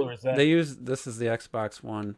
They use the Xbox One. They use the rumble in the triggers. That? I've never heard of that console before. They use the rumble in the triggers when she's climbing a rock with the pickaxes, and you feel the thump in each, like in the right trigger when the right hand hits. When the left hand hits, you feel it in the left trigger. I said it in the beginning of that game.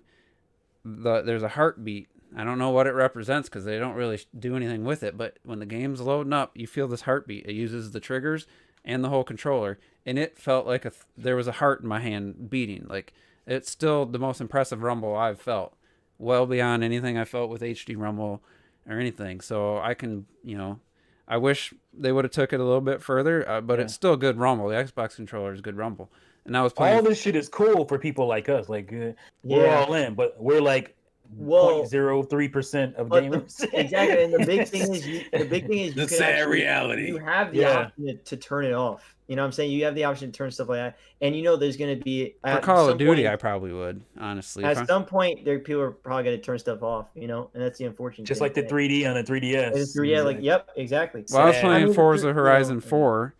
I've actually played a shit ton of different games in the last couple weeks. And I was like, you know what? I'm in the Subaru, low ground clearance, all-wheel drive. I'm just going to rip straight through anything. I'm not going to turn. I'm just going to go straight for this peak. And I had recorded it. Unfortunately, I left the music on, so it got flagged by YouTube. So I was like, fuck, I just deleted it. Yeah, I had a blast. I was just driving out of control, climbing this mountain. My hands were almost numb afterwards because of the vibration was so intense. It is. Well, yeah, I would have actually want to turn it down. I didn't even look to see if there was an option. But I was like, that was too much rumble. Like that was too much. If anybody's ever rode a motorcycle in real life, when you stop, your hands are vibrating, your feet are vibrating, because it's just the way it is. But and anyway. they have the different, like, let me see if I can show you. There's this really cool thing where they have. I think we lost Robert, man. Mm-hmm. Look at this. Look, well, you gotta see. I can't see it. You turn into a pony salesman. Look at this. So this is like a chain gun, right? He's got a chain gun, and so you can see. Yeah, it looks like you're doing that. Yeah. It just looks watch this trigger. Like watch this trigger. Yeah. It's look at super it. cool. Look at it go. Yeah, and I'm telling you, like it just. All right. You can hear it. Let's get on to the. I'm telling you, it blows your mind. Like this just feels cool, man. This just feels super. All right, now shut the fuck up, goddamn. We gotta get to the main topic now. So, how did you end up? Did you go to the store or did you get that online? I can't remember. So I got it online on the 17th. Whoa! And then and remember, I was like, oh man, Trail had a baby. Congrats, man. Oh shit, yo, does he have adaptive triggers too? You win, Terrell. You win. No, my mom wanted like a 10-minute break, so I'm holding him. He looks real excited. Right, is he eating something? Let me turn this off, yo. Babies. So we gotta get to the main topic here. We got less than 30 minutes. We got 26 minutes. Go for it. So we kind of, we've been talking about this a little bit here and there, but I didn't know what else to like make as a title. Taking a shit, I can tell. Sorry. So hopes, our gaming hopes for 2021. I was gonna do like predictions, what games are we looking forward to, but honestly, unless I'm missing something, I couldn't. Other than the few Switch games, I couldn't think of any like true 2021 games that have been announced as a 2021 release date. So I thought, let's just talk about in general our gaming hopes for this year, whether it's to play an old game you've always wanted to, whether it's to get new hardware, whether it's to, for me, I'll start, and this kind of, I'll be stealing maybe from one or two of you. My biggest hope, honestly, for 2021 is for Nintendo to just fucking kill it with games, with new games, with fucking announcements that get people excited. That's what I want, and actually I extend that to Microsoft. I would love for Microsoft to have a couple must-have titles. Series X becomes a must-have system this year. I don't know that it's going to happen this year. I would love for them to have that because I think it's a awesome hardware. It just doesn't have any, exclusives or really any, anything calling me other than the games I already own to play, with better frame rates or higher frame rates and stuff. But for me, Nintendo, easily my biggest hope is that they just kill it in 2021. We had trouble really coming up with possibilities for other than a sports title. Breath of the Wild 2, we really couldn't come up with a list last week, but I just want them to just... Oh, Fox. I want them to make the guy who went back and watched my 2-month-old video about Furukawa is a joke or whatever. He's like, in January after the direct, you're going to have some egg on your face. I hope he's right. I fucking hope he is right. I think we would all totally love to be wrong about these things. Like, we all want... I don't want to be one of those people that has to hope for a direct, though, to prove people wrong. that we're at that point. But so that's it. I think if there was no, I think a big thing, if there was no 3D World port, I think we'd for sure be seeing a new 3D Mario, and that combined with the Breath of the Wild, you'd be getting into 2017 territory, I completely fucking forgot the game was gonna come out. Fucking Wii U port. Fucking 3D World. Yeah, everyone's like 3D World. I'm like, man, if it wasn't for that, we'd for sure be getting. I thought for sure we're getting an Odyssey sequel until they announced 3D World this year. Put Bowser's Fury inside of Odyssey or some shit. Like, come on. Or just DLC. I don't know. I don't think Bowser's Fury is gonna be a whole lot of content. I think it might be one level with a few little things. I don't know. It's gonna be way smaller. You gonna have egg on your like face, son. I think it's gonna be like maybe like like 4 maybe like smaller challenges that will open up like a final thing. Like I think that'd be something like that. It'll be way smaller than Astro's Playroom, that's for sure. I will bet money on that. Yeah, well, yeah, I don't. You gonna be wrong, cuz. I mean, I'm not gonna buy it even if it is, but put it out separately if it's gonna be substantial. Hell's you put out for $20, I'd probably buy it. All right. I ain't paying $60 for no DLC. So anybody else? What's your biggest hope or something you want to happen or do for yourself for gaming in 2021? New IP, please. New IP. You talking about that Microsoft? I'm guessing. Yeah, I'm low-key talking about that Microsoft, man. I think that again. I bet. Man, at least give me a trailer. I want a trailer, please. At least a trailer, yeah. Definitely, I think that's. I need something right now. I think mine is gonna be slightly different because yeah, of course I want to have that monolith soft, but we don't know what the fuck that could be. What I would want is just more simple. I don't even need Nintendo to give me the greatest fucking year ever. I want from Nintendo one game. I don't care what it is that makes me go like, holy shit! I can't believe that's fucking coming out. I want to have that reaction this year. And I don't care if it's like a fucking remake to a game I fucking love. If it's like something new they haven't enough. No. You lost me on the remake. I want something to give me that reaction. I want goosebumps. I want, like to be speechless. Yeah, that's what I mean. Like a massive reaction where I can't fucking believe they did that, Like something like that. I want goosebumps that I got in New Donk City and that level. You know what I'm talking about? I want that kind of feeling again. That with the feels. Give me something to give me the feels, Nintendo. A 3D Donkey Kong. Oh.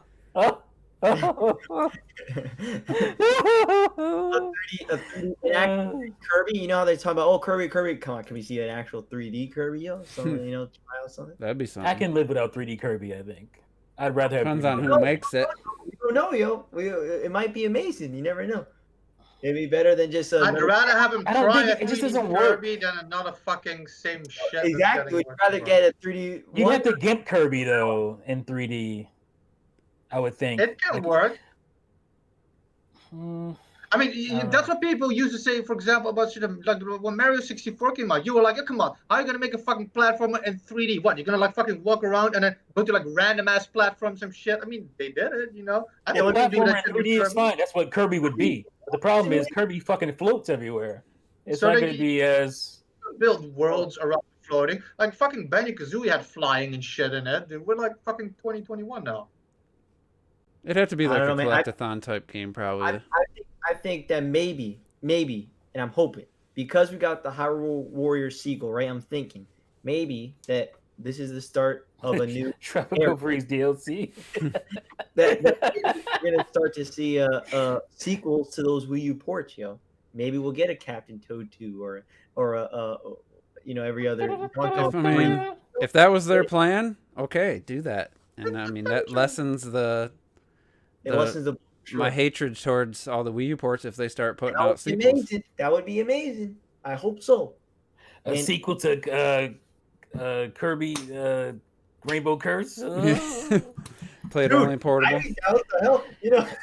It's funny because in that same conversation I brought up earlier, that person was saying, bringing up all those smaller games to try to make this year seem good, was the fact that the comment ended with, well, if they put out a bunch of games, you wouldn't play 90% of them anyway. I'm like, on Wii U, Wii, GameCube, I bought 90% of Nintendo games. Like, this is the Switch is different, but it's not, like, that's not what I would rather buy the majority of the games they put out. Captain Toad 2. This man ain't got no kids or a nagging wife. No, I mean, I could easily.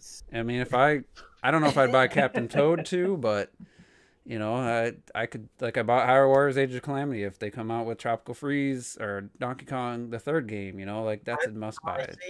I have a feeling that these weirdos ported Tropical Freeze, right? But Retro's game was Donkey Kong 3 and they finished it and they held on to it. They said, we want to sell Tropical Freeze, and midway through the life cycle, we'll sell the third Donkey Kong game, and it comes out this year. That's what it is. Would be something. The third Donkey Kong game. Donkey Kong Country 3, Returns 3.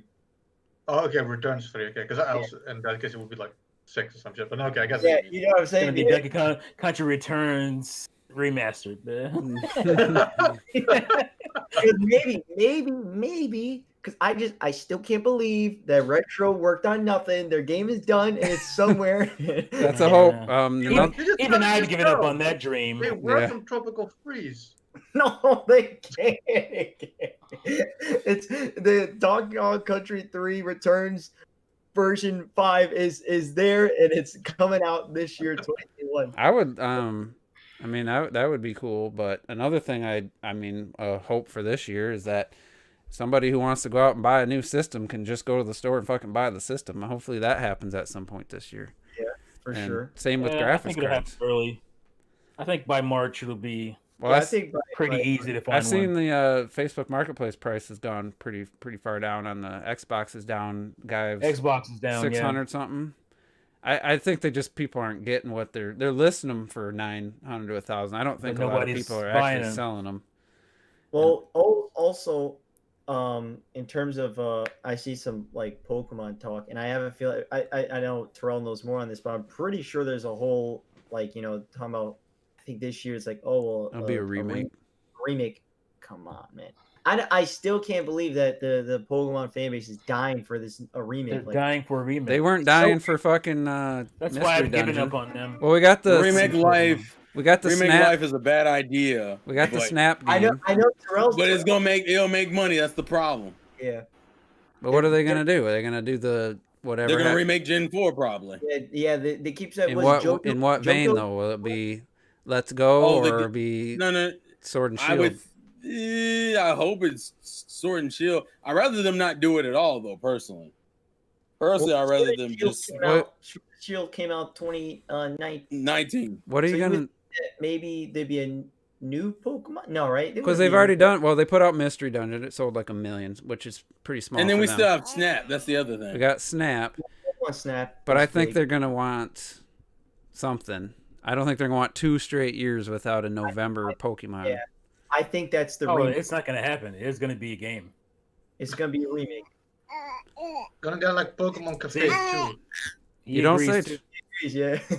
Maybe agrees.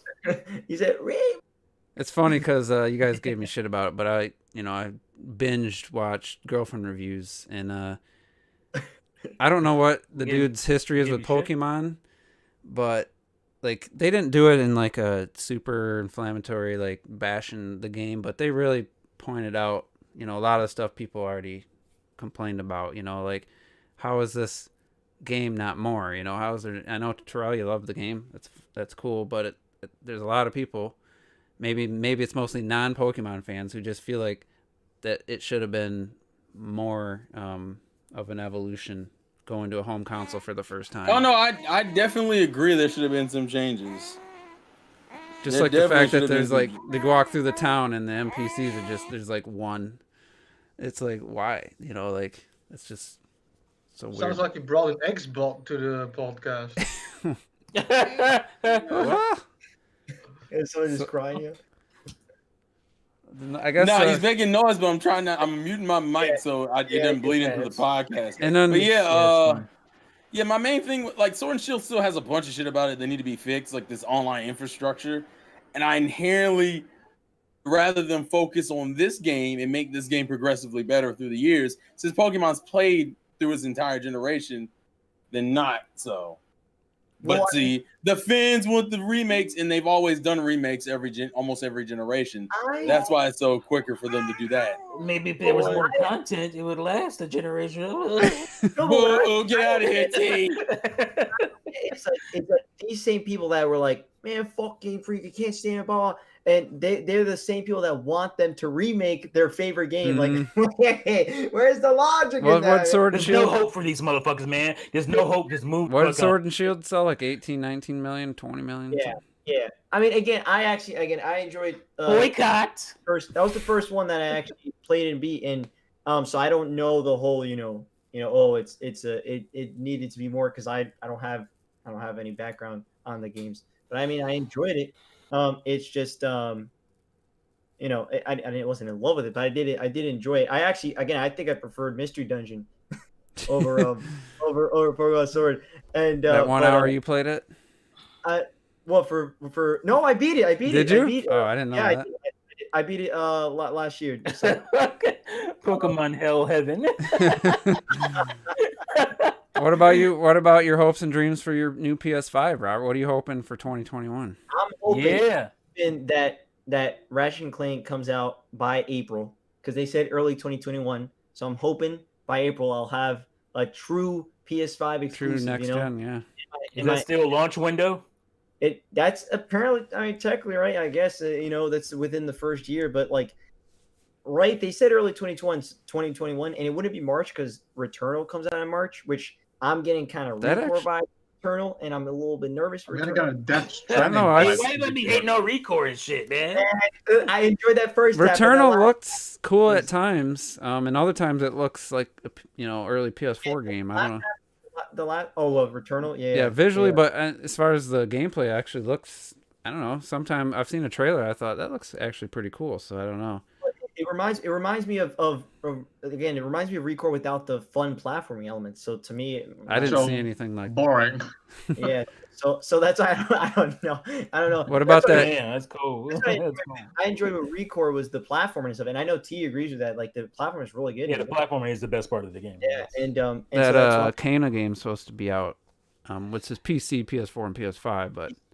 I mean, whatever has the physical copy, I'm a head there, yo. So it's kind of like that's how it is for me. What about I don't know. I guess Horizon could make it out. Ratchet, Horizon, that's PS4, PS5. That's but true. regardless, I think You're not gonna buy. You're gonna buy the PS5 version from now on. Yeah, for sure. But God of War apparently comes out. I think no way. I think it's 2022. They said 2021. Hey. I don't. Robert, you can play like Days Gone now. You have the shit for free now, right? With the PS5. I don't own PS Plus, my man. Oh, you don't have PS Plus? It's free with PS Plus. They have to. Yeah, okay. But the whole thing, in the end of the day, like Days Gone, I'm gonna trust me, Retro. I will play it one day. It's on my list. It's definitely on my list, my man. I will play it one day. I happened to just not pick it up that year just because I've heard it was kind of buggy at launch and stuff. That it just slipped by. So I don't know. I just didn't pick it up. But did you ever play Control? I can't remember. Actually, it's funny. No, I haven't played it yet. But no joke. So I have my wish list that I go, but like I rotate, and Control got picked, so I picked up Control. Did you get the Ultimate Edition? Okay. For PS4. Apparently, February the PS5 version comes out in February. Come on, sleep. But technically, it's the Ultimate Edition has the whole what's it called, upgrade, right? Yeah, but it doesn't come out till February, the upgrade. Okay. But yeah, it should be coming in pretty soon. I got it through GameStop, so I got a gift card for Christmas. So I was like, all right, let's check it. And then I rotated. Was it still 40? That and Ni no Kuni I got. So I want to play Ni no Kuni. I still want to play Ni no Kuni. So, isn't there one on the Switch? Didn't they release the first one on the Switch? Yeah, the first one's on the Switch. You know what? I got it. I haven't played it yet. That Control was actually the Ultimate Edition was the same price as the base version. Yeah. So I was like, what? What was why would you buy Control the normal version? Then why was that at least put it $10 less? Some incentive to sell those copies out, But there was it was the same price. I'm like, all right, even if I wanted to get regular Control, it would make no sense for me. Because they're money gripping, cheating whores. Because the DLC is $20, I think. So okay, it was $30. It was $30. There you go. That's. Yeah. I mean, I can't hate on. You didn't buy the game. It doesn't really affect you that they put the Ultimate Edition out for cheap after I just spent $60 for all that, and then they put out for $40 brand new. The same within a year. But shit happens, I guess. I most look forward to. You're not really gaming over there, T. I see you over there faking. Who plays in that fucking sitcom? It's definitely Ratchet and Clank, and other than that though, I don't know what's in the future. Like in terms, I think, like I said, God of War will be delayed. I think for sure. So in terms of that, I don't know. Have we ever had a year come up with so little known about games coming out? Like, yeah, we don't know a lot for this year. You got Monster Hunters. We got. I wanted to make a top 5 anticipated games, and I was like, there's like nothing listed. What's going on? Like it's so weird. Like I stopped doing that after 2018 when I put Silk Song in the top, and then 2019 I put Silk Song in the list, and then now 2020 went through and still didn't get Silk Song. I'm like, I ain't doing any more games I'm anticipating lists because those games don't come out. Yeah. Anybody see the episode we don't know. of Fuller House when she was gaming with the Switch and she was playing on the TV? Oh, really? I was like, bitch, what are you doing? There's nothing on that TV. Really? Yeah, she had the Switch in her hand. She was like doing like this. It's like, what are you doing? You know what it's not a gamepad. One of the most cringe things in the Ready Player One is at the end when he's playing the Atari. He's playing Adventure. Oh man! And so, that Steven Spielberg's not very good with having consistencies into his game, in his worlds, in his universes. So, a lot of times people got to actually be doing the thing that they're doing in the game. Other times they don't. But he's supposed to be playing the Atari. The stick with the button playing Adventure where you just press up, you hold, and then they cut back to him in the boardroom or whatever holding the imaginary stick, and he's going like this. It's like, I'm like, all you have to do is like, did Steven Spielberg said no, make it more animated because I can't see you doing. I mean, make it more cinematic. I understand it. Again, coming from a filmmaker background, I understand why they do that. But it looks so stupid. Because it's really to gamers, most people are like that looks dumb. But if you're sitting there watching a screen where a guy's doing this, but he's supposed to be holding the stick, so he can just go like this. It's not as exciting to watch. You would think that's the kind of the filmmaker's job to make that exciting. You can have focus on different shots, like I don't know, concentration in the eyes. Play with the music. It's like have like fading shots from the guy. You don't need to do this.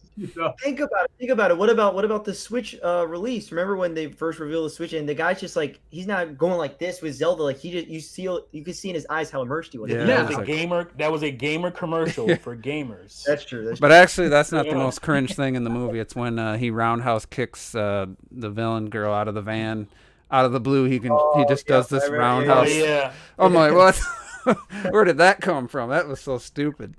But you mean Ghost from Ant-Man 2? Yeah, you want to know what's funny? One day I watched Ant-Man and the Wasp, and then I turned around and watched Tomb Raider. And she's in both those movies. She's in that too? She's in both those movies, and so is the dude from The Walking Dead, who's Negan's guy. I think he was in Walking Jeffrey Dead. Dean Morgan? No, he was one of Negan's his right-hand man. Both those two were in the two movies I watched back to back. I thought that was crazy. And apparently, well, not apparently, that same girl is Jill Valentine in the upcoming Resident Evil movie in September. I'm like, I don't see her as a Jill Valentine. That happens a lot because of producers. Producers like to hire the same actors. So yeah, and bunches of the same actors in different movies. That's why. But I didn't even know they were making a new Resident Evil movie. It's based on the first game, and I was looking at the cast and Mila Jovovich? The girl who plays Ghost, I forget her name. She's from Killjoys on Sci-Fi. She's playing Jill Valentine, and then Robbie Amell, who's anybody knows the Arrow. It's Arrow's cousin. I have no confidence in him. He's playing Chris Redfield. Casey Jones. It's not Stephen Amell. It's Robbie Amell. It's his cousin. Oh, then no, it's his cousin. Okay, yeah. okay. He's okay, but he's not a great actor. So it's gonna be campy, I think. But... Well, the thing about Stephen Amell doing it, he's just gonna stick out like a sore thumb. I'm just gonna be sitting there looking at Arrow the whole time and not feeling. Robbie Amell's been in some smaller movies and TV shows. So okay, that's fine then. That's fine. But I didn't know they were making a new Resident Evil. Not, and the funny thing is, I saw one guy on Twitter that I follow, the film guy in his town. He can go to the set and he do pictures. It looks, I don't want to say, but that's the only thing I know and saw the screenshots he posted. You have the sign of Raccoon City and shit. I was almost like, ooh, maybe they're actually making a Resident Evil movie. I'm seeing a set right now, and they must be finishing the rest of it digitally because it's only one story. But I don't remember, unless they're cutting into the second. It must go into the second game too, because Raccoon City wasn't in the first game. So it wasn't in the first game. Yeah, this is but that's the most popular. They must be finishing the rest of the set digitally because it's only one level. Like it's. But you know what happens when they really follow the games to the core. Like they make like what 7, 8 movies of those already, and we know how those turned out. Yeah, but they didn't follow the movies at all in any of those, or the games at all in the original movies. So that I think if they just follow the fucking storyline of the or the game, that the movies could actually be good. It could be a good, like, horror film. It's like just remove the machine guns. Yeah, for you gamer dweebs, there you go. We're gonna make up 2% of the audience. But just look at horror movie fans, like Yeah, so, don't make a stupid act. No, like, I'm not serious. Oh, I was gonna say, don't make this campy, go into a rant. low budget fucking action movie. That like make a fucking horror movie. That's what it should have been. That's what it should be. Silent Hill. I thought that was really good. I think it's underrated. It's one of my top 3 favorite gaming movies. Looks so fucking good. Oh, it's got the girl from Maze Runner. Because it was made kind of for the gamers and shit, Like it didn't have to make sense. It was for the gamers. That's why I fucking hate the new Monster Hunter movie. It's like if they're making like a new Zelda and you throw in a Jeep and a bazooka. Like, no, fuck off. But the movie is gonna become Monster. No. It has to relate, so they have to fall through a they have to fall through a portal, They gotta relate to modern people, So speaking of movies, something that's never happened before is I've only seen officially one 2020 movie last year. I only seen one new movie last year. Oh wow. Other than some straight, I think I don't even remember if Extraction came out in 2019 or 2020. I watched a few like Netflix type movies.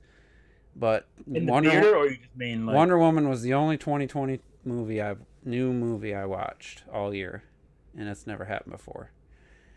When did Birds of Prey come out? I watched Bad Boys for Life, and then it came out, and they said Kobe Bryant was dead.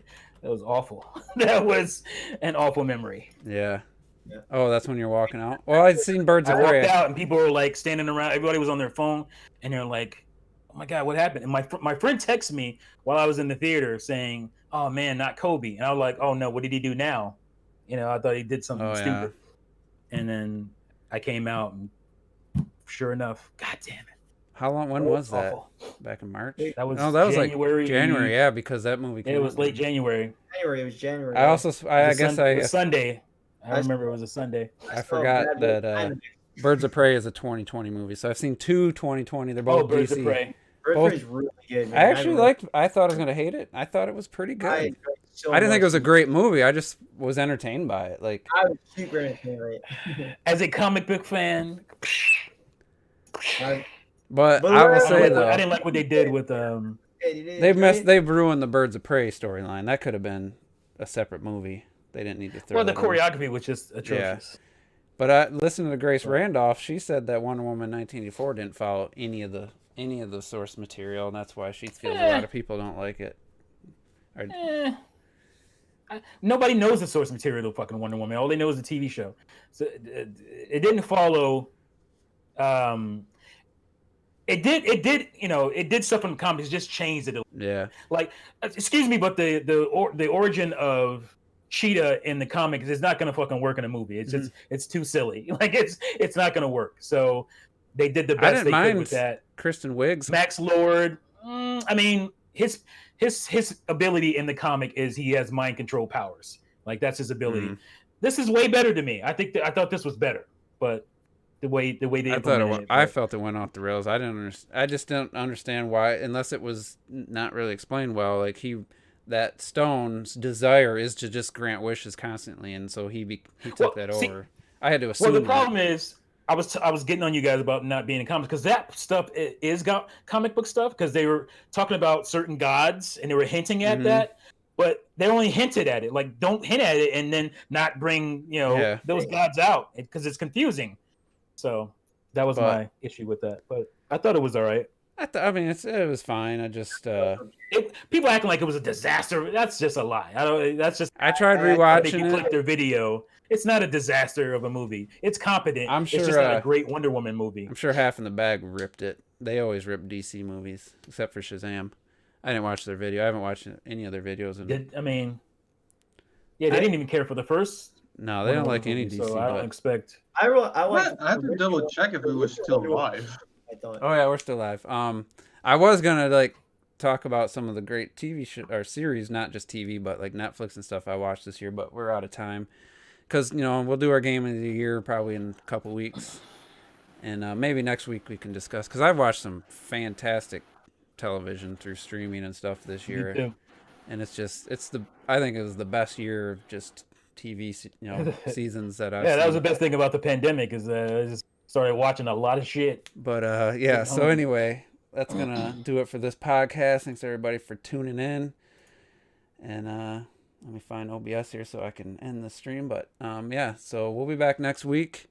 And then I think the following week we'll probably do the game of the year. Depends on if people need a little more time maybe to finish a game or something. But until then, we'll see you next week. Peace.